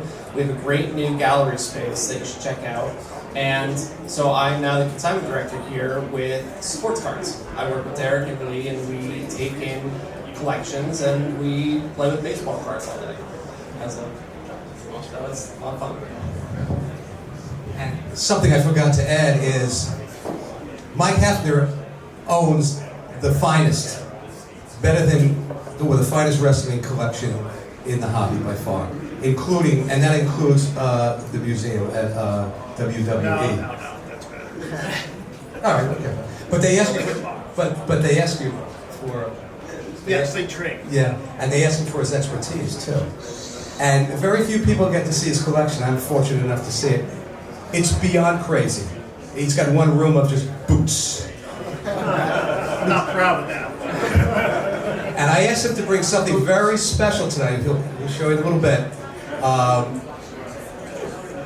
It's hard to describe. It's enough. It's hard to describe.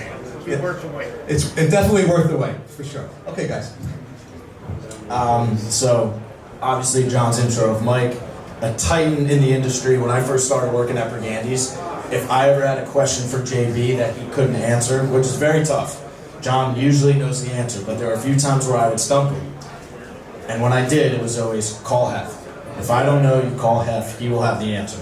So that was my, I didn't meet you until about 5 years after that, but I would remember just text you or call you, and JB doesn't know, he told me to call you. And at Burgandy's a bunch of collectors here. You guys know we deal in what we like to call the blue chips, you know, names and subjects that are going to last throughout history for hundreds of years. The Babe Ruths, the Jackie Robinsons, the Abraham Lincolns. That's what we specialize in, that's what we recommend. Obviously working as the president at Leland's, Mike, and I know you collect this stuff as well.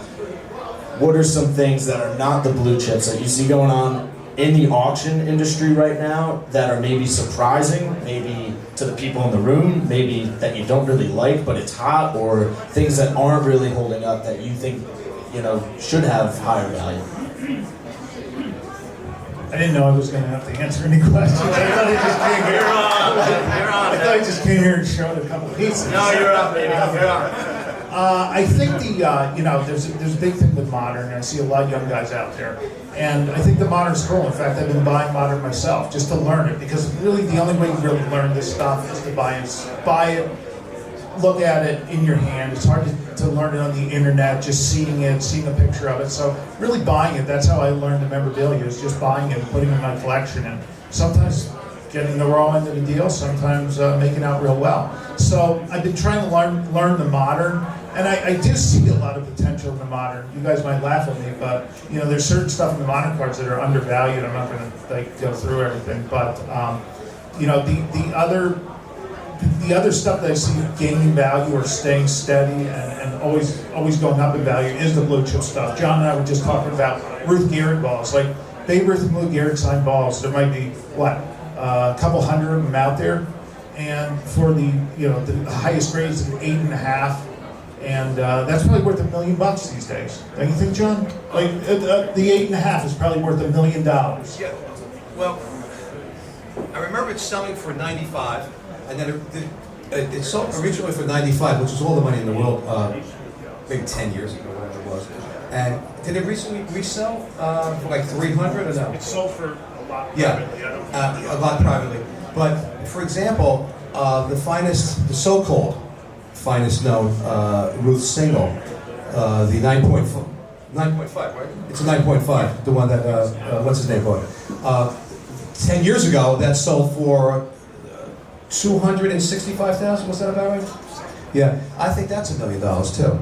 There's no reason, the way we're breaking 7 figures, that great stuff should not be worth that. I had a discussion with Ben Weingarten today about that as well. Great stuff, the 7, it's hard to believe this. I'm having a hard time even saying it, but the 7-figure number is not a big deal anymore.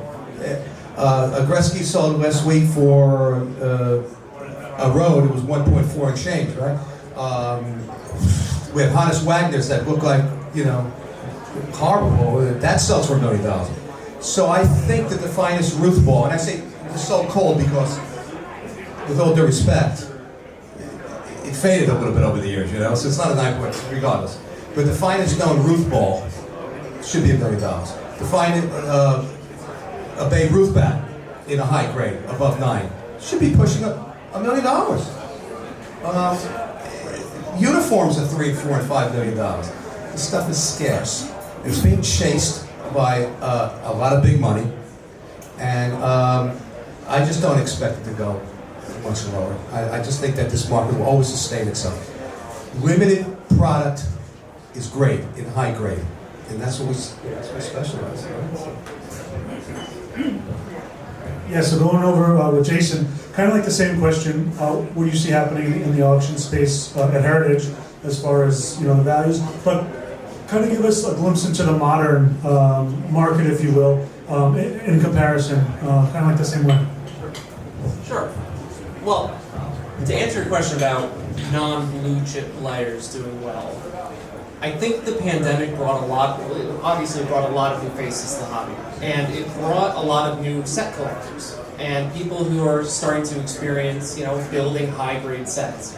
And, you know, with PSA closed or PSA charging $100 or $50 or whatever, no one's sending in their 71 Topps cards or their 72 or their 73 or whatever anymore. So if you are entering the hobby, and demand is increasing because there's more and more and more faces entering in.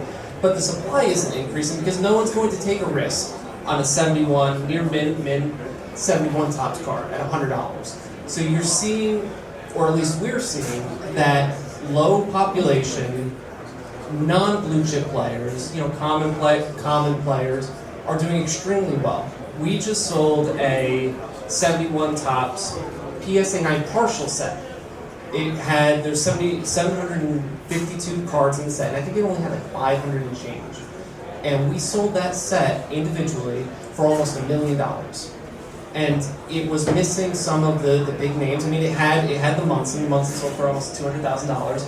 But it had common players selling for thousands. And that's a product of no new supply entering the market. Even if you have a mint condition 71 Topps and you send you a PSA at their $50 service level, I mean, they're probably not going to give you that money. And so demand is increasing.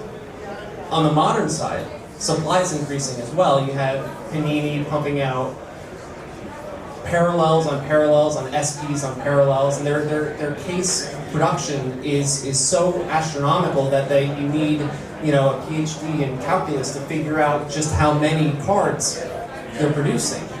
And so even though demand has been increasing, because there are new faces. I mean, I go to shows, every show in the Northeast I'm there. And I know that you guys go to a lot of shows, and I've never seen more people on a Sunday. Usually at Sunday, 1 o'clock you pack up. But, the hallways are still crowded. You still have a lot of people, and they're young faces. You don't see the 45-plus-year-old crowd. You see 15-year-olds with their little Pelican cases coming around asking if you want to buy their $200 Wander Franco card. It's where the hobby's at right now, and it's great because those are the people who are looking at the modern, and then they're saying, you know what, this is very volatile, or this is something where I won't get killed on this, because more and more of these things are coming out. Mickey Mantle has 2 rookie cards, or it has maybe 4 rookie cards, from 1951 to 52. How many does Wander Franco have? Or how many does LaMelo Ball, or any of these players? I mean, could you imagine putting together a master set of even Mike Trout, where you collect literally every single card that was ever produced? It's not possible. There's the Mantle registry, which is a big thing, but with modern, that's not where it is right now. And so what you're seeing in the modern market is people are really focusing in on blue chip stock. They're focusing on Prism, and they're focusing on Topps Chrome, or they're looking at first Bowman, Superfractors, and the first auto, and they're really focusing on that primary premium product, the National Treasures, the Flawless of the world, and they're letting the secondary and tertiary products go by the wayside because there's just so much of it out there. And so when I've been talking to my clients who, right now it's a bullish market, right now it's a hot market, and they're coming to me with their secondary or their weird sets that no one really collects. And what do I do? I sell them. Because at some point, people are going to realize that there is just way too much product of some of these people out there. And I think that the National Treasures, the Flawless, the first Bowman, the Bowman Chrome, there is a huge market, and it'll keep going strong, in my opinion, because people are out there. But it's going to be the secondary and those lesser products that are going to fall by the wayside, in my opinion. 71 Topps, for example. Yeah, it's $500 for a common, $1,000 for a common. Ridiculous, right? No, because there's no way that PSA is going to give out those grades anymore. Sorry, guys. And boy, if Derek was here, man, he'd be mud on me. But it's really tough to get something over a 6 now. So if you could find, forget a Munson, that's why Munson sold 191,000 or whatever it sold for. But if you could find a Reggie Jackson, and he's probably 50,000, 25,000. But some of those lesser players, they're probably really good buys if you think about it. Because 71s are non-existent, first of all. And again, you're not getting the grades that you should be getting. It's tightened up dramatically. So that would be something that you could, give some thought to. I don't know about comments at 1,000, but there's some value there. 71's a special, but even 75's, condition problem set of cards. But then you're going to find what's going to follow as well is 72s are going to follow, 70s are going to fall in, because 9s are not going to be existent. So if you can find some of those old graded, slabs, think about that. So. We mentioned before in the introduction about the pandemic and how it accelerated the industry, and it brought a lot of new people in. And to your point, it brought a lot of people in directly first to the modern card market, because if you don't collect, you're into sports, your first thing you're going to probably buy is, okay, who's your favorite player right now? So Steph Curry, it could be Zion Williamson, it could be the new rookie, it could be Wander Franco. And that helped really drive the modern market. Now, what I've noticed from our store and what we do is that we're getting a lot of customers in the, I'd say, last year or so, maybe 2, who have gotten back into the hobby because of the new stuff. They weren't educated at the time. Now they're getting more educated. So if they're sticking with the modern, they're going to stick with the Panini Prisms, National Treasures, because they figured out, okay, this is the real blue chip stuff. But we're finding a lot of people are coming to buy vintage now because they're figuring out that, okay, I made a lot of mistakes in the beginning. I shouldn't have been buying X, Y, and Z. And now I'm going to put my money into things that are legitimately rare, high grades, stuff that's low population. So, Mike, do you see a lot of that at Leland's? Are you getting a lot of people who came in maybe buying like a Zion card that are now buying Babe Ruth? Can we stop talking about the new stuff? That's what I'm saying. We do see some crossover. I mean, that's one of my jobs. I feel like I'm not going to knock the new stuff. It's a big part of our business, and I'm trying to enjoy it. But I just see so much value on the table with the old stuff. There's just a lot of it is up where it should be. But the memorabilia that John and I really love. That stuff is so undervalued compared to this stuff. You could buy what would you rather have? There's Mike Trout rookie that sells for $3 million. Well, you know what? We didn't successfully sell it because I think it had a really high reserve on it. But we have Mike Trout's first jersey that was available for $1 million. The first Major League jersey he ever wore the other year. And I look back at it and it didn't sell. But you know what? It should be worth every bit of $1 million. So I think that the modern stuff is some of the modern collectors are coming in. You can see it in basketball specifically. The basketball jerseys, a LeBron James jersey now, a photomatch jersey, was selling for $20,000. Now you can't touch one for under $100,000. And a lot of that is because of what the LeBron James cards have been selling for. So it does translate over, and I have been seeing some of those younger kids to me is like somebody in their 30s buying a LeBron James jersey that also owns a $1 million LeBron rookie. So it does translate. Let's get the Ranger game on for a second. 0-0. 0-0. I'm like you guys, I'm more of a vintage guy. One thing that I do find so interesting about the modern, though, is the gambling aspect of it. So before the season, right, if you bought maybe Steph Curry's rookie card, in the hopes of him getting to the finals, maybe winning another championship, right, you're probably looking at maybe an uptick in the value of the card. Now you could just bet in the beginning of the year, you go to the Bellagio, go to a casino and bet that the Warriors are going to win. But when you do with cards, let's say the Warriors don't win the finals this year, the card doesn't go to 0. Your lottery ticket or your gambling ticket, you throw it on the floor, you throw it in the trash, it's 0. So I think that's kind of a cool aspect to the modern stuff, is that it's not just collecting, it's kind of like gambling as well, and it's a little bit of a hedge because you don't go straight to 0. I don't know if anybody has thoughts on that, but I find that particularly interesting about the modern. So with that, to the three of you, are there any guys from back in the day, again, you guys aren't that old, but back in the day that you wanted to get involved with and say, I'm going to gamble on this guy at the time, whether it was a George Brett or whoever it was, and Mickey Mantle or whoever. Is there anybody that you guys, Michael Jordan in the 80s?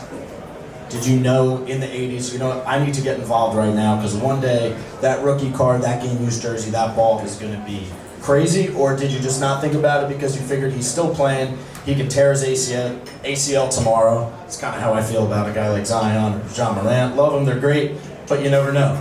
Who is that guy or who is that athlete for the three of you? Well, as you would expect, the answer to that is completely no.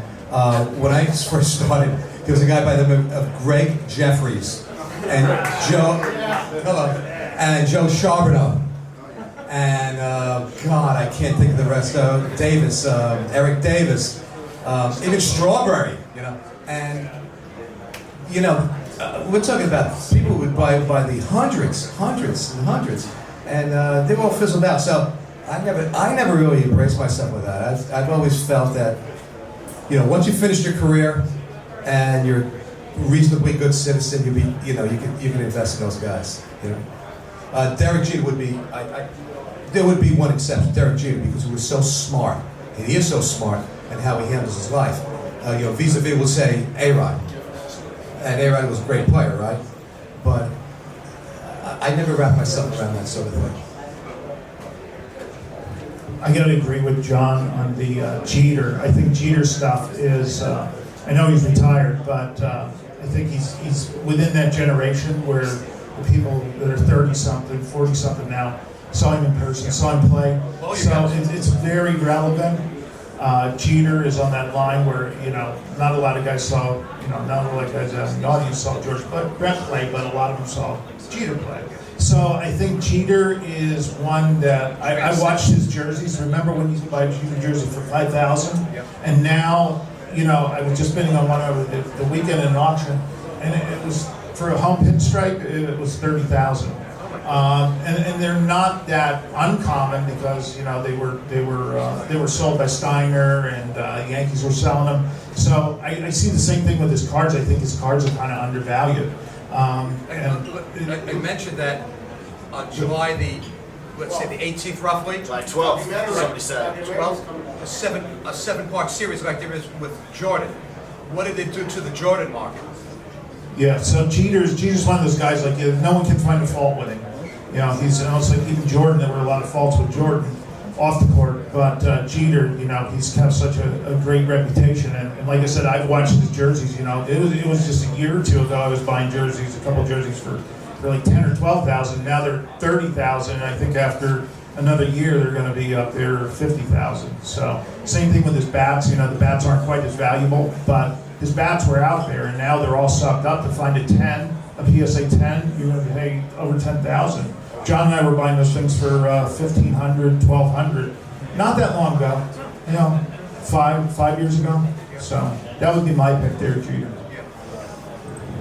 Yeah, and you know, I'm on the card side, so I don't know what the memorabilia. It's funny, to your original question, the only piece of memorabilia that I own is a pair of Dontrelle Willis rookie cleats. And I bought it because I rest my case. I was so convinced that Dontrelle Willis would just be the next big thing. I mean, he had a personality. I love the cap, the flat brim off the side.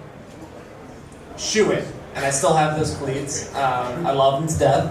Never getting rid of them. But yeah, if anyone needs a Dontrelle Willis rookie cleats, I guess I do have a price for everything.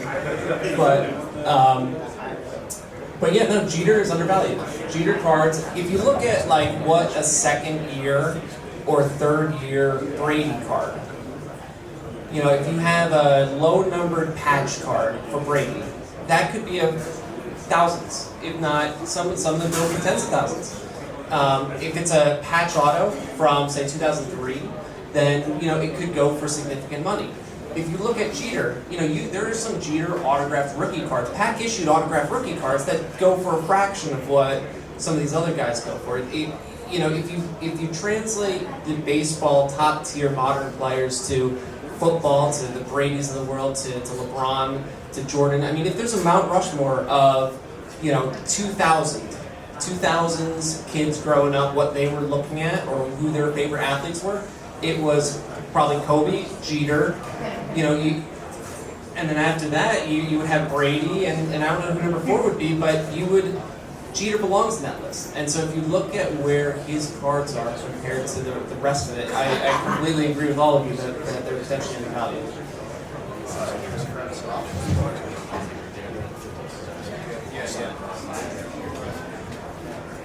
Thank you for that.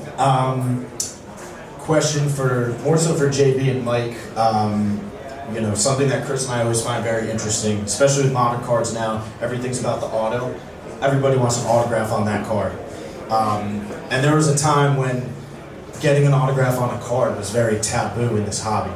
I'll use the word taboo, where there were a lot of purists that said, why would you have Mickey Mantle sign his rookie card? That's insane. You're ruining the card. The card is the piece of history. That's the memorabilia. Why would you put ink on something like that? Today, I mean, a mid-9 Mantle rookie card is worth millions. Now imagine what that would be worth if it had a vintage 1950s Mantle ballpoint signature on it, which is something that nobody thought to do. Now it would be unbelievable to have something like that. What are your thoughts, JB and Mike, on that? You know, were you against it at any point? Did you always think it was a good idea to have those guys put their name on it? And let us know. So I was always against it, obviously. And if you notice, any of the 52 Mantles that are out there that are signed, the condition is it's not great. They're not great because no one in their right mind would take a find card, 52 Mantle find card, which, God, I've had at least well over a dozen. I used to buy them from Rosen for $2,000 and $3,000 a piece when they first came out. You would never even give thought to having it signed. I can't tell you how many times I've been asked that question back then. Absolutely not. Don't do it, don't do it, don't do it. Well, again, it's wrong. I'll never forget, a good customer of mine had a Mantle game used bat. And at the time, right before he passed, he had to deal with UDA. And if you sent the bat in, the game used bat, it would be $1,500 or $1,300, I forget. And I was, what are you, crazy? You spent $1,500 to get your game used Mantle bat signed? Oh, Madonna mia, you know? But, and the same thing with Williams, but one of them insisted, no, it's $1,300 for Williams, you do it. And obviously, he did really well. So, we did do one thing right, though. And we still have a 64 Mays home jersey. And I said, you know what, it's time. And we brought it to a show, and we had Mays sign it. And by the way, he was nice. He was really nice. I thought he was going to sign it upside down or something. And thank God it's signed, you know, because it's significantly worth more with a signature. Just remind me of something, a little bit of a tangent, but it relates to this. You know, a lot of those 80s cards, they don't bring a lot of money signed, you know, like the Boggs and the Sandberg and stuff like that. People caught on, they started getting them signed. Even the Griffeys, you know, they suffer a lot more signed, the Griffey rookies. But one exception, that Kirby Puckett 84 Flair update signed. And the reason I thought of this, it sells for, you guys have one, I think there's only a few graded, and you guys have one sold for like 25 or 30,000. So that card, when it came out, it was worth a lot of money. So nobody thought to get it signed, and then Kirby unfortunately passed away. You know, that was just almost a decade ago. But the other reason I think of it is because I have one, and I just thought of it, and Barry, I don't know where he is, from PSA, has had the damn thing for about 1.5 years now, and I still haven't gotten it back. So, no, but that's like the one exception from the 80s I can think of, and that was my little tangent on signed rookie cards. At PSA. And my little tangent on PSA and not getting my stuff back. But no, that's the one part that's really cool for me. Well, when there's a limited time frame where a player could physically sign the card, and if that time frame ends in 85, 86, 87, you know, when they start entering the autograph circuit, it's going to sell for a lot of money. You know, there's a terrific Munson rookie signed that has phenomenal value. because unfortunately passed away. Same thing with like a Clemente signed rookie. Or Page Perez Steele. Or Page Perez Steele. You know, Perez Steele, those postcards, you know, they sell for $1. It's essentially unsigned as a worthless card. But Satchel Paige passed away, unfortunately, you know, 6, 8 months after that was issued. And because of that, it's now a $25,000, $30,000, $40,000 item because that's a very popular set to get signed. And one card that I wish I still had with me, but Sarah took it back to the office, was just consigned to us, was a Kareem Abdul-Jabbar 1969, so Lou Alcindor 1969 Topps rookie card signed. And that's not, you know, anything special. You know, he's still alive. You can go on his website, and for $400 you can send him a card and he'll sign it Kareem Abdul-Jabbar. But in 1971, he famously changed his name from Lou Alcindor to Kareem Abdul-Jabbar, and that was because he converted to Islam. And so there's a less than a 2-year window where it's possible to have that card signed. And back then you never got a card signed because you would only get these athletes signed at games. You never came into a Milwaukee Bucks game with a card, right? You would go with your cut. There's Lou Alcindor cuts signed or a program signed. I think I've seen a ticket signed, but this is a 1969 Topps rookie card, Lou Alcindor, with a Lou Alcindor big pen rookie signature signed Lou Alcindor. It's one of the best Kareem Abdul-Jabbar items I think you'll ever find. You know, we sold a game used jersey. It went for well over $6 feet. It went for, I forget what it went for, but when it comes to cards and it comes to rookie cards, this is, you know, the card that you want, and I regret not having it with me anymore. But you know, when it comes to heritage auctions, we're a machine, and there's insurance values involved, and so at some point I had to return it. So, well, please bid on that card. I'm the consignment. Spaghetti family needs to know. I have 9 grandchildren, for God's sake. So, help me. I want to get to the show and tell portion. I think everyone's really excited to see what we have in store here. Does anybody want to go first here? Does any? I have nothing to show. So, JP or Mike? Well, first I'm going to impart some sage advice. These are the 6 or 7 or 8 players that I believe in autographs that you should buy. That someone should. This is what we do. My big 7 or 8, if I can remember them: Ruth, Gehrig, Cobb, Mantle on the lower end because there's so much, but Mantle was Mantle. Roberto Clemente, Jackie Robinson, could be number 1 or 2. And am I missing anything, Chris? I guess Mays now. There's a lot of Mays, but old, nice signatures of Mays that are not Sadie Kids logo. And I'm missing one. And even, I had Ty Cobb. Even Wagner. Wagner's not as popular, but he has a pretty famous card. And those are the guys that we just buy and buy and buy. And if the price is a little bit more, who cares? Because you're not going to lose money on those guys. So that would be my advice on buying. And I say Mantle because there's so much great Mantle out there, funky stuff. It doesn't have to be that 8x10 posed photo. It could be something from the, especially 50s vintage. My goodness gracious, right? I love that stuff. Yeah. I always have indexes. I love them. 54, 51. Anyway, do I have to wear gloves? I got them in my pocket. No. Listen, I did it. I'm not the whole thing. Everybody else has to wear gloves except for mine. And Jason. Anyway, this is a. Now I feel weird with these white gloves on. No, you It was a setup. It's a 1929 Babe Ruth, graded 9.5. Now, I said before, and I'll say it again, I just think this thing is phenomenal. And we'll hold it until it becomes 7 figures, then we'll decide, you know? But yeah, it's pretty heavy.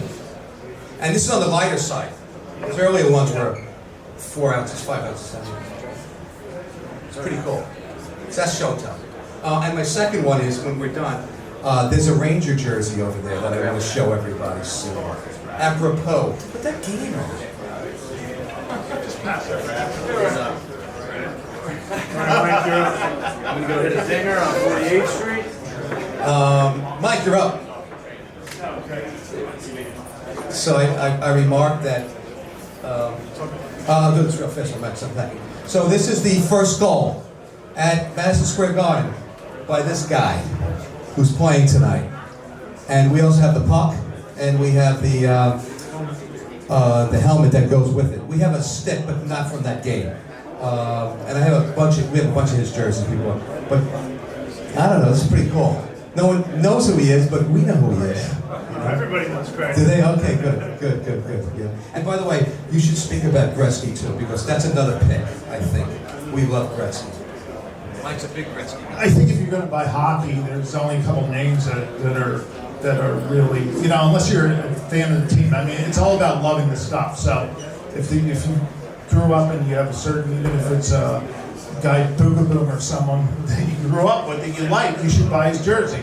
But if you're buying for investment, you know, a guy like Gretzky, Messier, Gordie Howe, Bobby Hall, I mean, there are only a few names in hockey that really resonate, you know, the household names. So I brought a jersey along. I'm a big jersey collector. I'll let John hold it up. It's pretty good. It's a Clemente, 1966 MVP year, came from the Clemente family. He only kept, believe it or not, Clemente, when the family sold the stuff, there were only 3 jerseys that he kept. He kept that one, probably because of his MVP season. He kept the 1960 World Championship season, and he kept his jersey from Roberto Clemente night, which was in 1970, and that was a Knick jersey.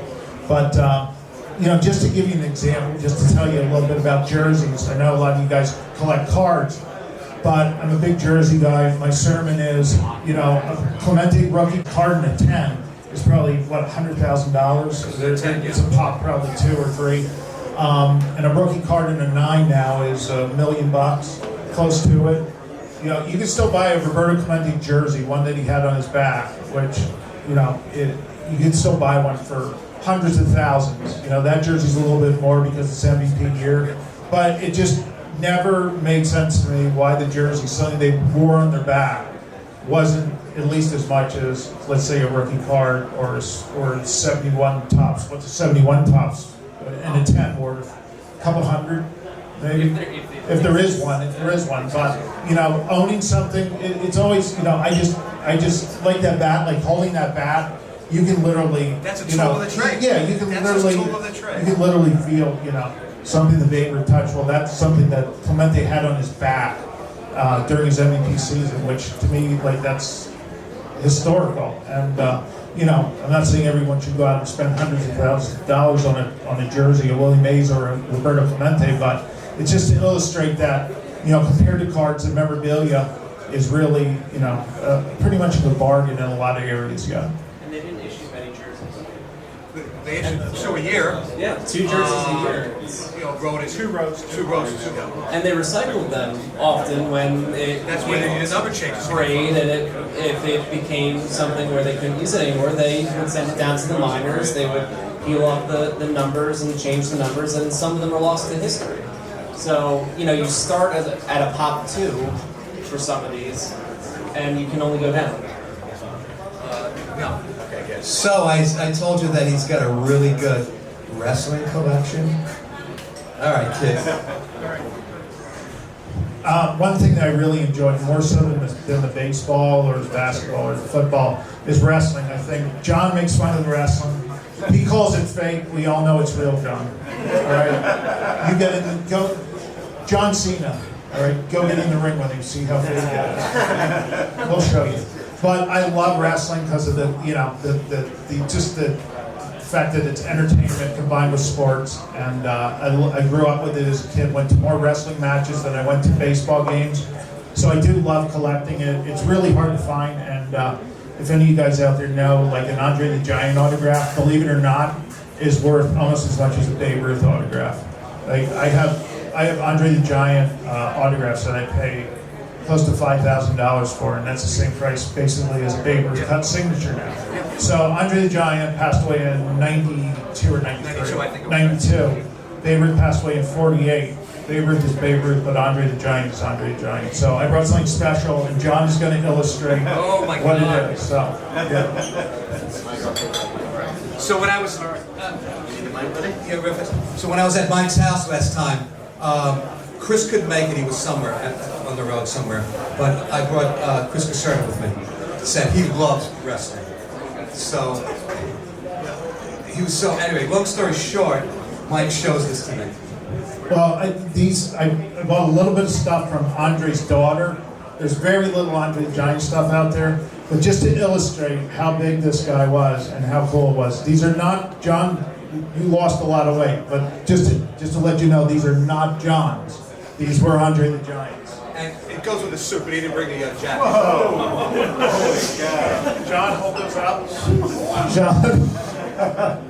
Yeah, I didn't bring the jacket, but that's literally how big Andre the Giant was.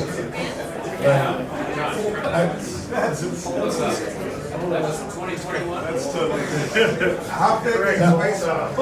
I don't know, Dave. I don't know. They're all custom made. You know, Custom made, so you don't really know. they were all custom made. Even his suits were custom made. Come go to the big and tall. It's a little too big. So I said, Mike, I don't care what else you bring, but bring these. John, we need you to try those on there. That's amazing. So it's just like. Do you have anything else, Andre the Giant? I have 2 of his sport coats that came from his daughter, another pair of pants. There's ring-worn stuff is impossible. If you had a pair of ring-worn boots, they're $100,000 or more. I actually have a pair of his dress shoes that he wore. They're size 22. Actually, the same size as Shaq. Yeah. 22. So, but if anyone has any wrestling or Andre the Giant stuff, please see me. Not John. Or Heritage. They don't do well with that stuff. So he's got. Not the rest. You have Ric Flair Road. Yep. Everything Ric Flair. You have a lot of Ric Flair Road. No, only one. Oh, just one. Okay, so he's got all these outfits. Bobo Brazil and even from my day, Bruno Sammartino. So he's got Ric Flair robe, enough said. And he's taking me through all this stuff, and he's understanding it. Chrissy's understanding it, and I'm understanding Bobo Brazil and Gruel and Monsoon and Bruno Sammartino. And I saw this, I go, this is the best thing in your collection. He's like, you don't know what the hell you're talking about. But I said, you have to bring it. So let's hear it for JB, Mike, and Jason, and Andre the Giant's giant pants. Or beach towel, whatever it is. So real quick, those pair of pants kind of sums up the night, right? Nostalgia, collecting what you love. And real quick, Mike, because you collect what you love, and you're a huge wrestling fan, obviously, the guys at the Roosevelts wanted to hook you up with something.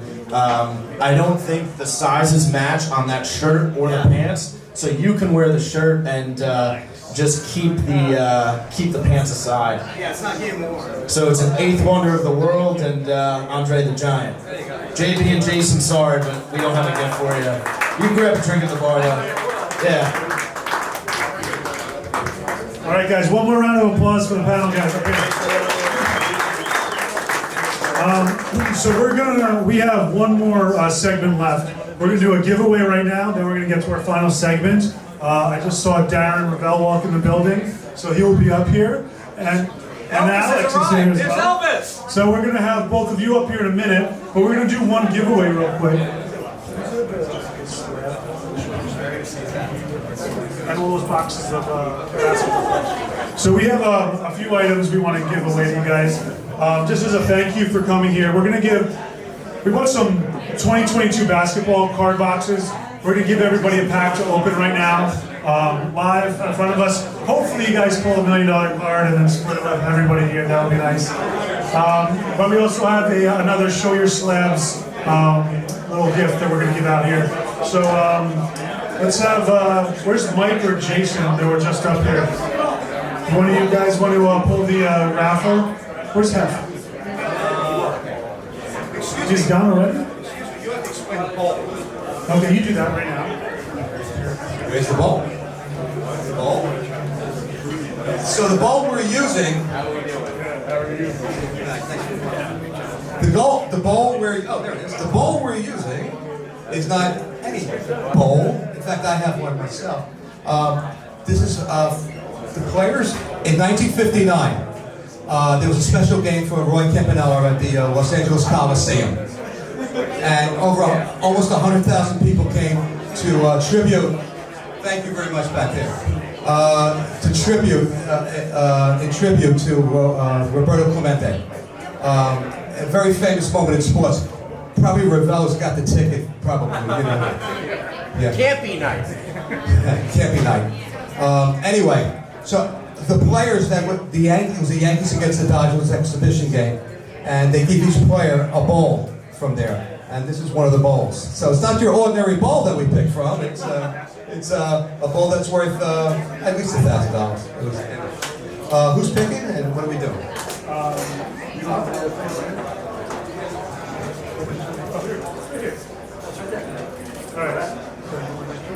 Yeah. Where's the mic?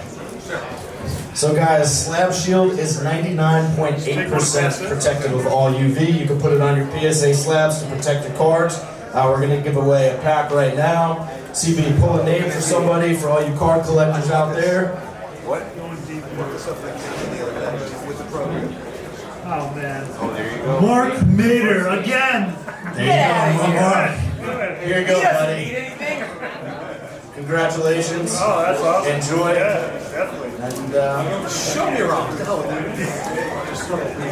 Hey guys, we're passing around boxes of, let's see what we have here. This is Donruss 2022. There's 11 packs in here. So we're just going to pass them around. Take a pack, pass the box around, open it up live right now. Hopefully somebody scores and we'll all have a little fun. In the meantime, if Darren and Alex want to come up here to the stage, we'll get started here. Hey, Danny, you take that around.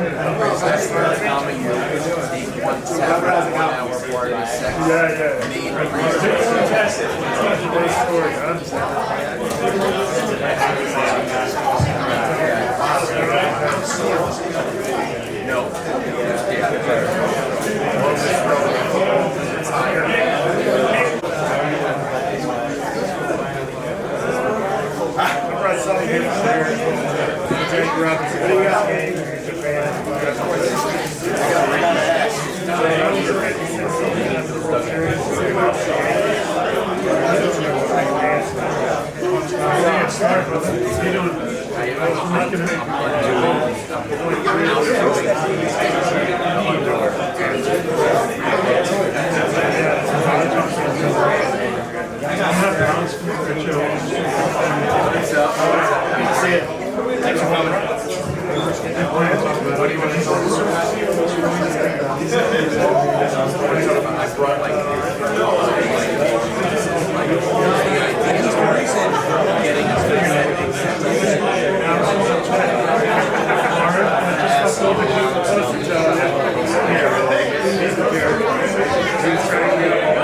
All right, guys, so we're going to get started back up here. Alex, if you want to come on up. Did everybody get a pack of cards? If you didn't, come on up here. Bus, did you get one of these or what? Come on. Did anybody get anything good? You got something, Mark? Yeah, rip it right now. If you didn't get one, come on up. I had a few more up here in the box. Did you guys get one? All good? Yeah, dude. Make sure everybody gets a pack. Yeah, you gotta find a motor.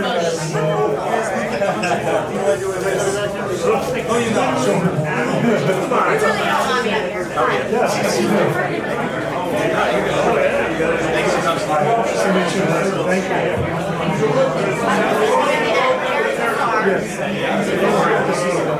you. All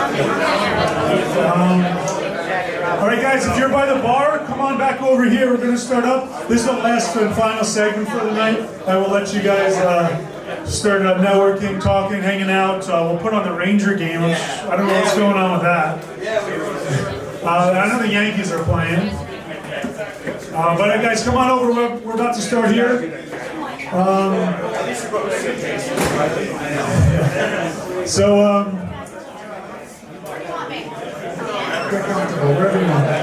So, first, guys, I want to introduce Darren. So, if you guys were at the first event, obviously you know Darren, and you probably follow him or know him. One of his 2 million followers on Twitter, maybe. So, Darren's obviously a huge collector. I don't need to do much of an intro for Darren. People know him, and he can do that himself. But Alex, guys, if you don't know Alex, you should definitely follow her on social. Hi, guys. I'll give you the microphone and introduce yourself in a second.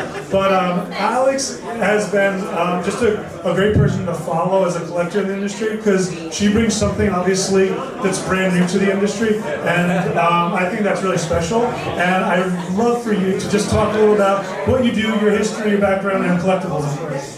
Thanks for the intro. Thanks for having me, guys. Wait, this is awesome. Next to Darren Orwell, one of my mentors. Just really quick, I went to Syracuse University for broadcast journalism. I worked at Jets, the Mets, hosted games for Major League Baseball, traditional broadcast media. I've been through the ringer the last decade. And then during COVID, I lost all my jobs. Sports ended. And I said, what can I do to make myself happier? Because traditional broadcast kind of, you know the drill. And I fell in love with the hobby. I mean, I've been an avid collector my whole life. I'm 32 years old, so in 1998 when Pokemon came out, I was 9 years old, and I have a sick collection. My father has a crazy baseball collection, and I was super depressed, honestly, during COVID, and I just got creative, and I looked at my father's, vintage Mickey Mantles and his Hank Aaron's, and I just fell in love with the hobby, and I said, maybe, there could be something here, because I didn't think many people did what I do. Darren's really one of the only guys, but especially for a female presence, I was like, maybe there's something here. Maybe I can entertain these guys and girls, and fortunately it works. So now I'm, freelancing around everywhere. I work for Ken Golden and Golden Auctions. You guys know what's going on there. I'm not allowed to talk about it. I've worked for Collectible. I've hosted Make Collective. Just stuff like that. And I'm really looking forward to taking this hobby and helping make it more mainstream, so it's better for everyone, involved. So that's my spiel. Thanks for having me. And Darren, give us your little bio here. Try to keep it in like 10 seconds. I'm just a storyteller. That's it. And no one has ever said that I was a slow talker, but now they will after this. I've been a collector forever, and I spend. Luckily, there's not anyone here from the Action Network because I spend too much time looking at memorabilia. And after my email, eBay is my second largest time suck. When you get how you're doing for the week, how do you cancel that? By the way, very tough. So love the industry, love talking about stories, love buying items. It is, you talked about COVID and depressed. I mean, the hobby really carried so many people through, just because even if you didn't have normal human interaction, you'd be able to, sit with your stuff or buy stuff, or, I mean, really, there was this, when you win something, when you win an auction, it gives you a little boost. So, yeah, I really enjoy it, and I've loved these events, really cool. We thank you for coming back, Darren. For those of you that were here last time, you saw Darren, you saw his incredible collection of tickets. Those who weren't here, that incredible collection of tickets that, I don't want to put a number on it, but it was 6-7 figures high. Some of them were spilling out of like a backpack, so I'm happy this time you brought like a suitcase that's protective and you're ready to go. And I'm sure you have some awesome stuff for us to see tonight. Real quick, back to Alex, as Chris was saying, great follow on Instagram promoting the hobby and pushing it forward. You mentioned being a female presence in this hobby with mostly males in the audience. No, you're kidding. Earlier today, we're at the store, and a group of about, 5 12-year-old guys came in for baseball practice, all dirty and sweaty, and they're looking at packs, and who's that, who's Mickey Mantle, who's this, who's that, and it's cool for us to see. So for you, have you had any, young girls reach out to say, hey, what you're doing is awesome right now, I want to get in the hobby, I want to collect, or anything like that? I mean, yeah, not to toot my own horn here, but when I hosted the Mid Collective, I don't know if you guys know about it, I was in Vegas this year. Every father came up to me there and was like, I want my daughter to be kind of like you, and it made me almost cry, stop me in my tracks, because that's been my life goal. But at the same time, women like me don't want to be just seen as a woman. I'm here because I'm good at my damn job, and I deserve to be here, not just because, of face, right? And I think that's, thank you in the back. Your wife is amazing, by the way. Smoking hot, man, I have. But yeah, so it's nice to have a seat at the table. It's taken a long time, but it's literally my goal to build my platform bigger and better so I can use my big mouth that you guys all know I already have from Jersey, and get more women into it, because chicks do dig the long ball. Chicks do love cards, and we love sports. So yeah, that's my spiel. We're happy you're here, Alex. Thank you for that.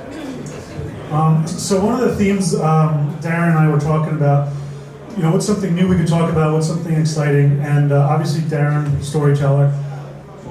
Darren's idea was, let's talk about items that not only are great, valuable, everybody wants them, but things that tell a story and that actually adds value because of the story. So you take an ordinary item that, so everyone sees, maybe it's on an auction or on eBay or somewhere, but you can use your expertise, your research, take some time out of your day, and all of a sudden you turn an item that was maybe $1,000 into $5,000 or more. So I know you brought a bunch of items, but I want you to talk about maybe your philosophy of collecting, because I know it's very story-based driven. And it's also, arbitrage. So, the idea that if you know what someone doesn't know, you're willing to spend more money on it. One of the points was, or one of the big ones for me was, in an auction they had a Jackie Robinson check, and they were just talking about how it was a beautiful Jackie Robinson, which it was. A lot of his checks are Jack Robinson, but they didn't even look up the name, and the name was Eleanor Palin, and I just did a Google search on Eleanor Palin, and the first thing that came up was Eleanor Palin was the owner of the house that Jackie and Rachel lived on the second floor when he broke the color barrier. And this was a rent check. Okay. I think this changed it from a beautiful Jackie Robinson signature to, I'm gonna bid more than anyone else here, because that now allows me to tell the story. There was another item, and I did not bring it because I would have to bring some security with me. And this is my favorite one of just adding value, where it was what might be the only piece of paper signed by Martin Luther King and Jackie Robinson, when Jackie Robinson was a Toastmaster in 1963 to a Toastmaster, giving a toast. He was responsible for being the honorary MC at a black tie dinner in 1963 for Martin Luther King. And so on its face, you just see Jackie Robinson and Martin Luther King. The third signature on the program was Ed Sullivan, so nothing to slouch about. But I then did research and got deep, and I found out that this was the night where Martin Luther King said, if they don't listen to us, we will march on Washington. So now we have the program signed by Jackie and Martin Luther King and Ed Sullivan, and it also ties to the night of where he basically guaranteed, in sports terminology, the I Have a Dream speech. So again, then you're okay, I'm gonna just, I'm gonna have to move around some money in the bank account for this one. But that, that's what's so fun. I do also enjoy when someone else researches the story or knows. I had that situation 2 nights ago when a 1926 this story. 1926 Carnegie Tech Notre Dame ticket emerged for the first time I've ever seen it. In 1926, Notre Dame was 8-0 heading into the Carnegie Tech game. They had not given up a single point all year.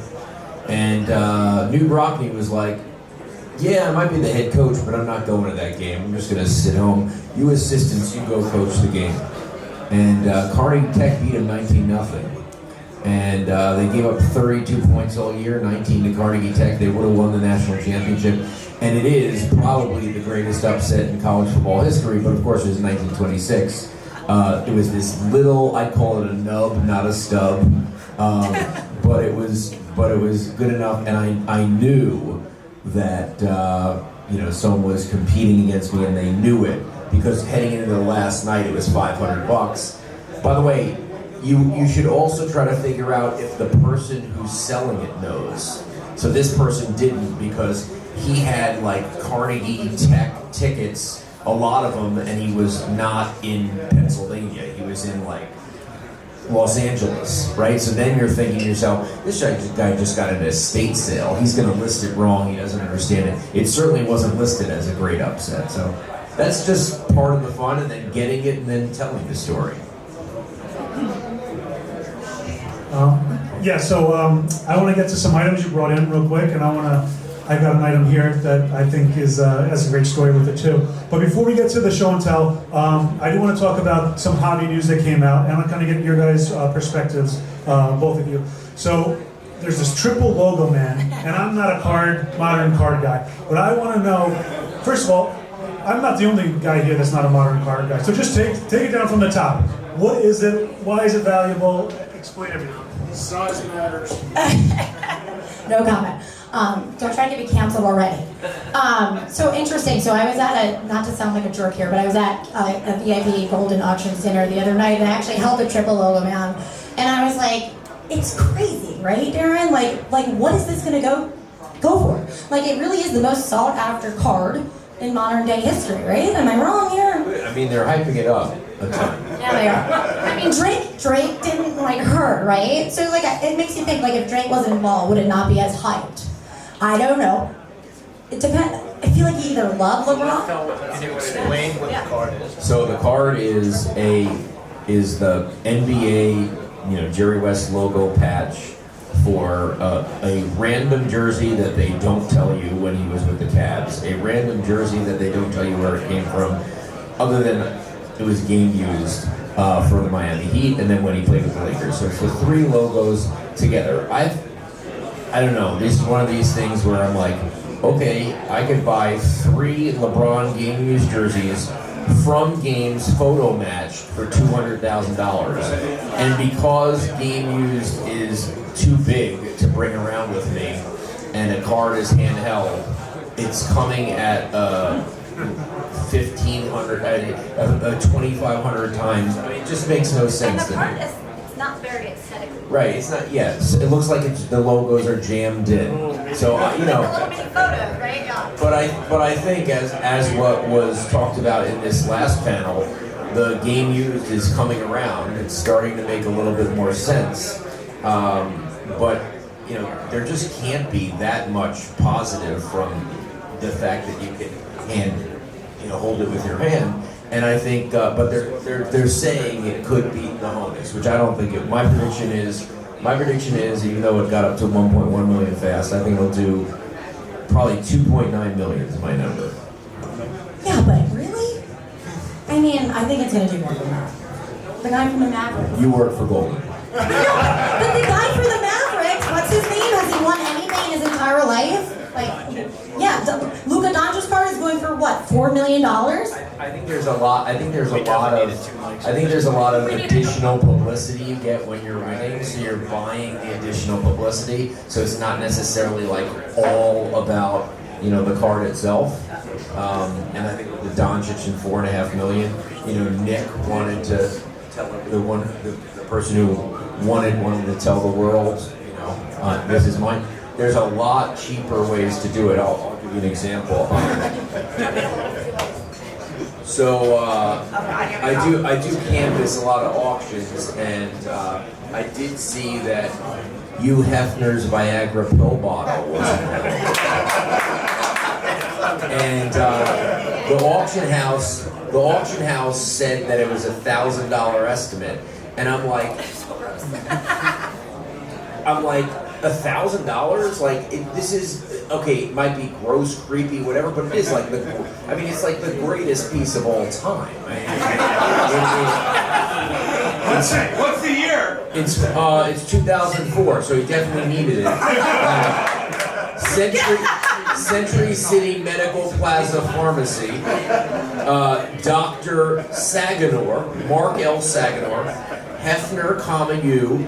Take 1 tablet 1 hour prior sex may increase to 2 tablets daily maximum. Viagra 50 milligram tablet. And when I put this out on Twitter, New York Post did a story. So this only cost me $8,000. That a placement in the New York Post in a story in the physical paper, $8,000. I mean, that's much cheaper advertising. So, I was gonna say I pulled this out, but that's probably the wrong word. I'm not scared about being canceled. People have been trying to cancel me for 15 years. So there's those items, and then there's those items where I think there's a lot of items where they're just so mind-blowing or ridiculous that, like, I mean, I would encourage all of you to, items that just are aesthetically pleasing that are cheap. Like, this was $1,000. It's a custom program of if you were on the church floor for the most famous wedding of all time, Charles and Diana, and it's the whole program with it's not like the for as much as Charles Philip, Arthur George, and Diana Francis have consented together in holy wedlock. I like matrimony. It sounds like a wrestling move. And have witnessed the same before God. Anyway, so I think that's kind of interesting. Okay, and then I brought. I was looking for something. Oh, Chris is leaving. Does that mean I should stop sharing? No, you're good. Keep going. I thought maybe that was the cue, like the music, because you're on an orchestra here. This is an Aaron Burr signed check from 1800. The cashier of the Manhattan, he's the guy who killed Hamilton. The cashier of the Manhattan Company paid Joseph Leon or order $107, Aaron Burr. And then on the back of it, he's paying the father of the, so again, this is something that I discovered after I bought it. But for someone who loves the story, so I said, oh my God, there's something on the back. So I won't do it now because I think it has maybe 6 times I hold it and then it will definitely rip. It's from September 1800. But on the back, it had this Joseph Leon guy paying the father of the youngest signer of the Constitution. And when Aaron Burr killed Hamilton, he was running around the country basically trying to buy up pieces of America. And his best friend was that youngest signer of the Constitution, Jonathan Dayton, who bought 250,000 acres in Ohio, Dayton, Ohio. So it was, I couldn't go all the way back, but I went back enough to kind of make some sort of story to it. So it's just like, finding all the connections and then telling that story. So it's really, and then my last piece of show and tell here, I think sometimes you just, so if you talk about mind-blowing signatures, I think there are 2 that get the credit for it. I think there's John Hancock, right, the original signature, and there's Walt Disney. And the guy who does not get the credit, which is mind-blowing, is Thomas Edison. But he does not get the, so I was looking for an Edison, and I found a rare one where he...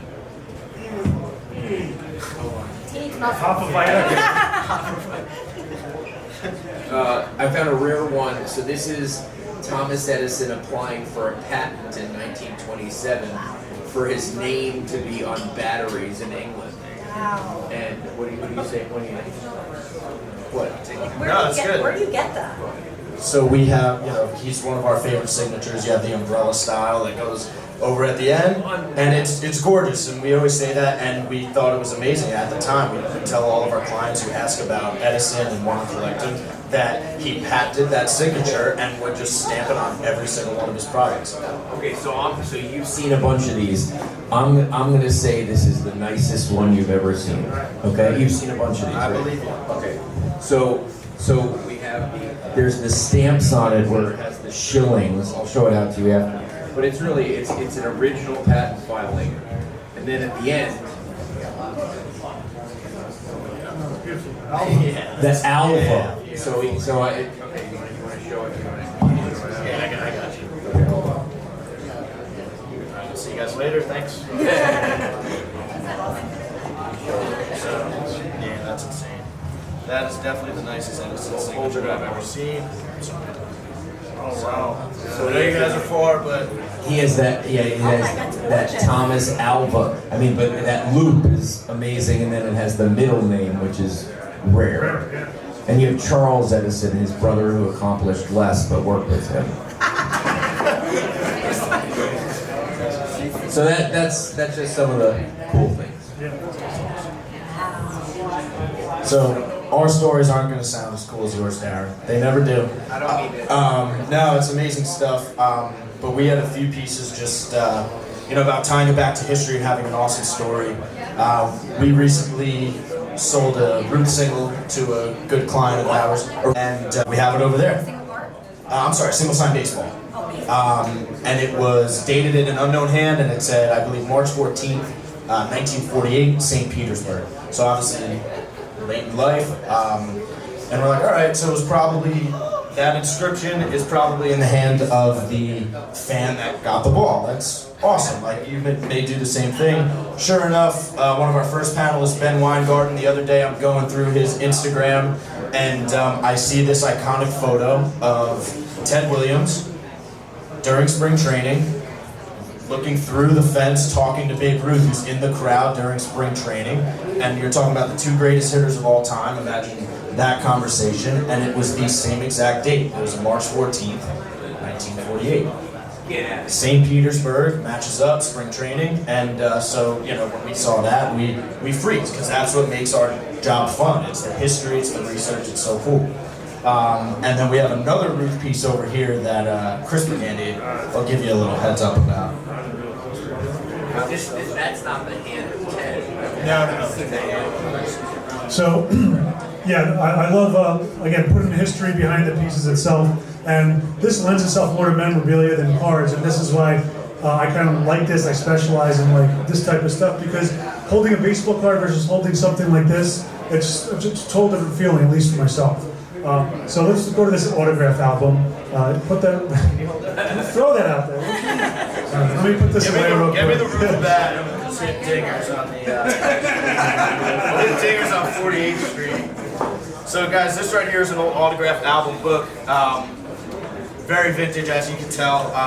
Kids would walk around with them, collectors, or in this case, Harry Houdini is in there. in this case, it belonged to a, 8th grade, or high school, and it is basically his yearbook to get all of his teachers and his classmates to sign. So you go through, and Chris will flip through it, and we'll obviously show you guys. I'll try to give you guys a better look. It's over there on display. And you can see it's, I'm sorry? There you go. Just a little bit. So, like he was saying, it's a high school kids autograph album book, and he would have all his friends, teachers sign on graduation. So as you start going through it, he puts all his personal information, what school he was, where he was. So that's the first hint. It's PS 53, which is in the Bronx. Okay. The next hint is that it's dated 1927. All right. So Bronx, 1927. So you start going through, and you see, okay, sincerely, probably his teachers, his friends. By the way, beautiful cursive back in 1927. They don't teach this stuff today. They were on their iPhones. Yeah. But the inscriptions, even before I get to the awesome signatures, which I promise I'll get to, the inscriptions are really cool. I'll read one of them here. Long may you live, happy may you be, blessed 20 children. I can't read them. But they're all like poems. People are writing poems to each other. You know, Chris was saying, like, what did you write in your friends' yearbooks like, when you were in high school, right? Yeah, I was gonna say, I got a group of buddies here that don't collect anything. They just came here to drink and support because they're good friends. But if I were to go back and look at what they wrote in my yearbook, compare, it was much worse than that, Darren. But it's not as nice or as sweet as what they were writing back in 1927. So we'll keep going through the book. Here's a good one, real quick. I promise I'll get to the good signatures. But this says, to Morris, I wish you Rockefeller's wealth, Edison's brains, and Dempsey's health. Your friend, Stanley Foreman. And it's just like, there's tons of those in there. It's really cool. Okay, so now I'm gonna get to the good part. So again, June 1927, the Bronx, okay? Oops, I just passed it here. Starting here, on the pink side, but your eyes can go right to the blue right here. That's a vintage Babe Ruth autograph, signed June 11th, 1927. So 27 Yankees, Murder Row, the greatest team ever, the greatest dynasty, the greatest players ever. And everybody's here. You got Ruth, Garrett, you have the whole cast of characters here. Darren's got to say something. Does it have Urban Shocker? Ooh, yes, it does. Great name. So, He's good. So Urban Shocker was what would have been a Hall of Fame pitcher. He pitched about 10 seasons. 1928 was his last year. He tragically died in September of 1928. So he's not a Hall of Famer, but if you collect early vintage Yankee autographs, especially he's like the sign that it was in 27. Like exactly, yeah. Signed in 27. Totally, yeah, because you can't get anything after 28 from him. So it's extremely rare autograph. Now, you're talking about $5,000 just for that autograph alone. A non-Hall of Famer just put out there. That's how rare he is, and maybe even higher. But there's plenty of guys like that as well that have signed this book. So I'm going to go to the next page here, and you're going to see Lou Gehrig. You have Lou Gehrig here. But what the crazy part is, with all the autographs of all these guys like Joe Giard, Dutch Ruther, Urban Shocker, you probably have about 50 to 20K just in what you would normally call on any other team, the scrubs, the guys at the end of the bench. And you have 15 to 20K just in their value. Then pair it with the fact that you have vintage Ruth and Gehrig autographs. The Ruth was in quotes, I don't know if you saw that. That's another sign that it's the late 20s or mid 20s. So just a fabulous piece. Now I'm going to take it another step further because that's what we do when we tell these stories. Yeah. So to take it another step forward, I mentioned the date was June 11th, 1927. So June 11th, right, he had 60 home runs that year. Today is June 9th. Does anybody know how many home runs Aaron Judge has right now? 22. I think it's 22, unless he hit one while we were talking. 22. It's 22. Okay, so he is on a faster path than Babe Ruth was at the time. So Babe Ruth, on that day, June 11th, 1927, he hit 2 dingers against the Cleveland Indians that day. So not only is that a signed album, but he also signed it the day he hit 2 home runs of the time he broke. He set the record of 60 home runs that year. So, I mean, this book has everything going for it. And yeah, let alone the price, of course, the value is very valuable, but just me telling the story right now, and I've probably told this story to 2 or 3 times over the last day or two. Mark heard me say it, Irvin heard me say it, Ben heard me say it today. I still get the chills saying it. It's just one of those items, it's so special. Just because you can picture, you can think about Ruth signing it, then passing it to Gehrig, then passing it to Urban Shocker. It's just such a cool item. It's so special. Do you think it was like a little kid? Like when I'm picturing myself going to Disney World and having like Goofy and Mickey Mouse sign my, because that looks like my autograph book from Disney World. But like not as expensive. Was it a little kid? Like, how did you find that? And also, how do you protect that? So right after Babe Ruth and the 27 Yankees, to Morris, there is a golden ship, there is a silver ship, but there is no ship like friendship. Your friend, Larry Brandenburg. Amazing backstory. We just got it. Yeah, how did you find it? Oh, sorry. That was So my question. the question was, how do we find it? So this is a lesson I learned early on in business, and my dad, teaches us this every day. He always says, if you sell something great, you collect something great, it will come back to you. So this we actually sold about, I think, 10, 15 years ago. And naturally, when you collect the vest, the people bring it back to you when it's time to sell. So this gentleman bought it. He's a huge 1927 Yankees collector. He just brought it back to us. He just retired. And he said, you know, the market's hot. I know I've made a lot of money on it, and I want to sell it for you guys. So that's how we got it recently. How did we get it the first time? Now, we didn't get it directly from this guy, Morris, but we did some research. And of course, that's what we do, telling these stories. So Morris, and it says a lot of this in there, he was a vice president of PS 53 of the class of 1927, and we were able to go through Ancestry.com, because we're crazy, this is what we do, we're enough collectors, and we actually found Morris Brecher, and we printed out a small photo. It's like a 2x2 photo. It's probably a high school photo, or like he's wearing a suit and tie. It's a really low quality, but we were like, this book has to have it. So we bought it, we printed it out, and we put it in there. So it kind of came full circle. But yeah, going back, you could break this up and you could make a ton of money by cutting it, but you can't. You can never do that. Yeah, I would say always ask for something too. Like, so the one thing that I will be getting, hopefully he doesn't renege on it, but so I was doing a story on the, let's see, 86, 96, 2006, 25th anniversary of the death of the USFL. And I went to Memphis to interview Steve Earhart. And Earhart was part of the Birmingham Stallions, or he was like a general manager or something. And I'm like, did you keep any of this stuff? Do you have anything that he... And he opens up his desk drawer, and he says, well, you know how we lost that lawsuit. We won $1 from the NFL. I go, yeah. He goes, I have the check. I go, for $1? He goes, no, $3.76, because they appealed it and it comes with interest. And I said to Steve, Steve, when you die, that's mine. And every year I call him to make sure it's mine. And I told him I'll pay fair market value to his relatives. But yeah, I mean, sometimes you have to just ask for things.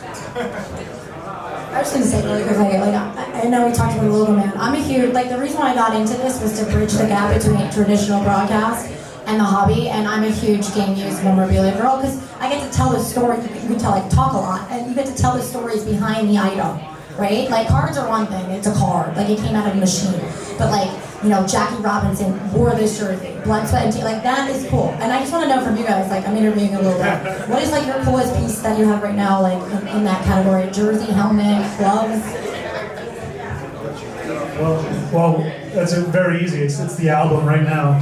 We're lucky enough to get stuff in constantly, so I would say this is definitely my new, big time piece with a great story. I could probably go back. You could probably buy it, or you're signing it? Yeah, we're selling it for a customer. Yeah, so you guys can buy it. That was my sales pitch. I hope I got you get your wallets out. We're gonna go bidding right now.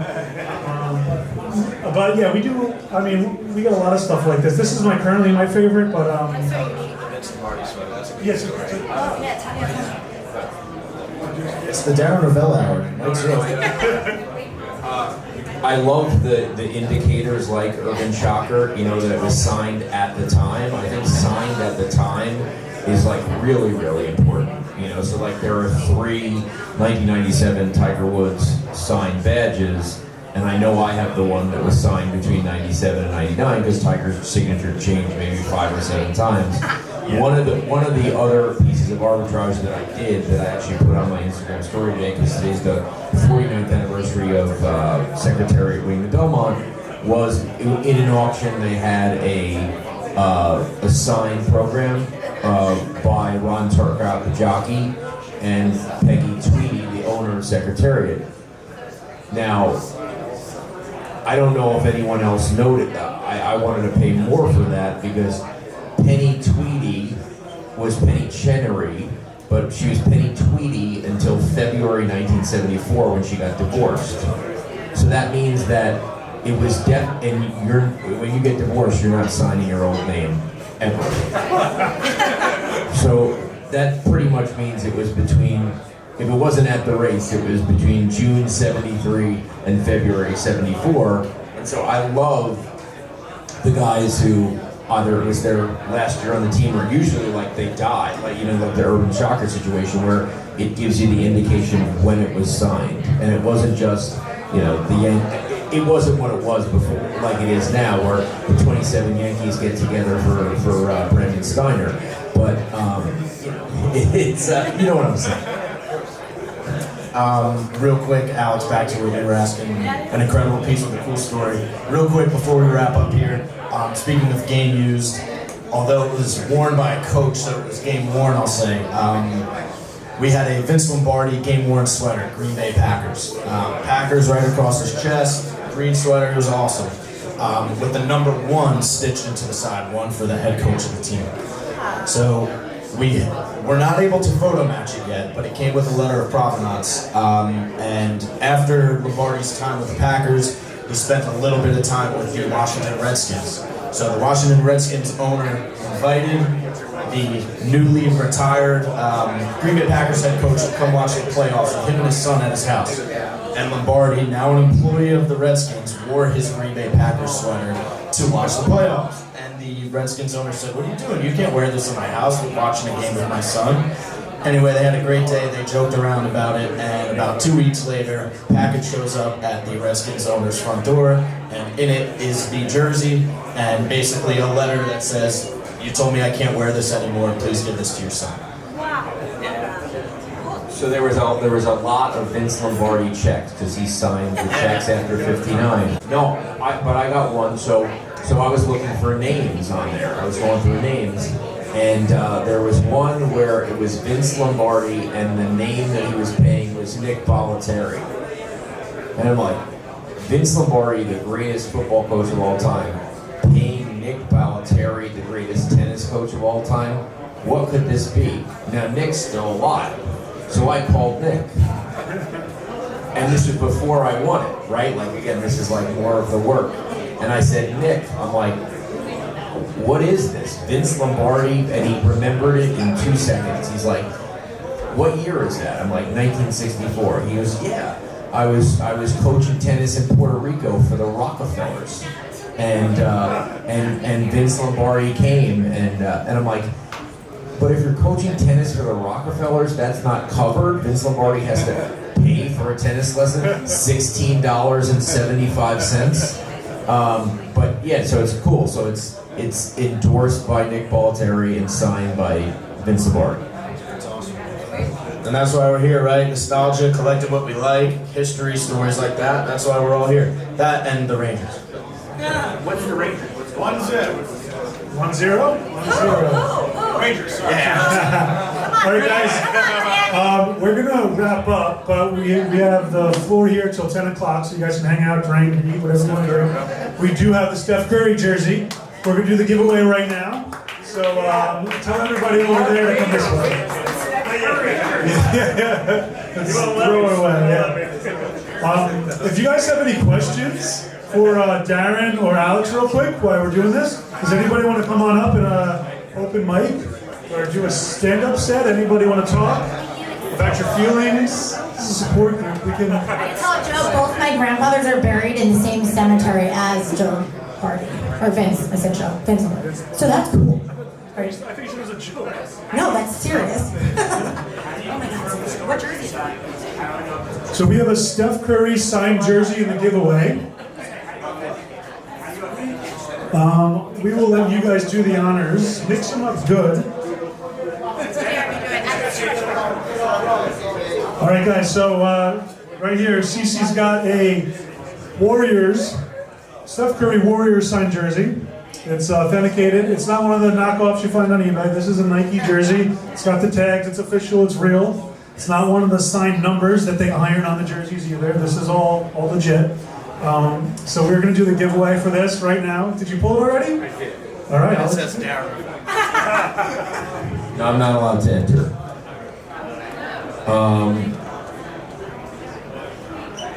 It's Dean Marino. Dan Marino? David. David Marino? Oh no, David Marino. Is he here? He's not here, so the next person up. not here. David, here to collect. I'll tell. Do you not collect? What are the We terms gotta and keep going. conditions? Someone's gotta Okay. be here. Okay. By the way, the only time I ever won anything in my life was when I left the carnival. So, okay. Well, this is a good sports name. Josh Blitz. Josh Blitz.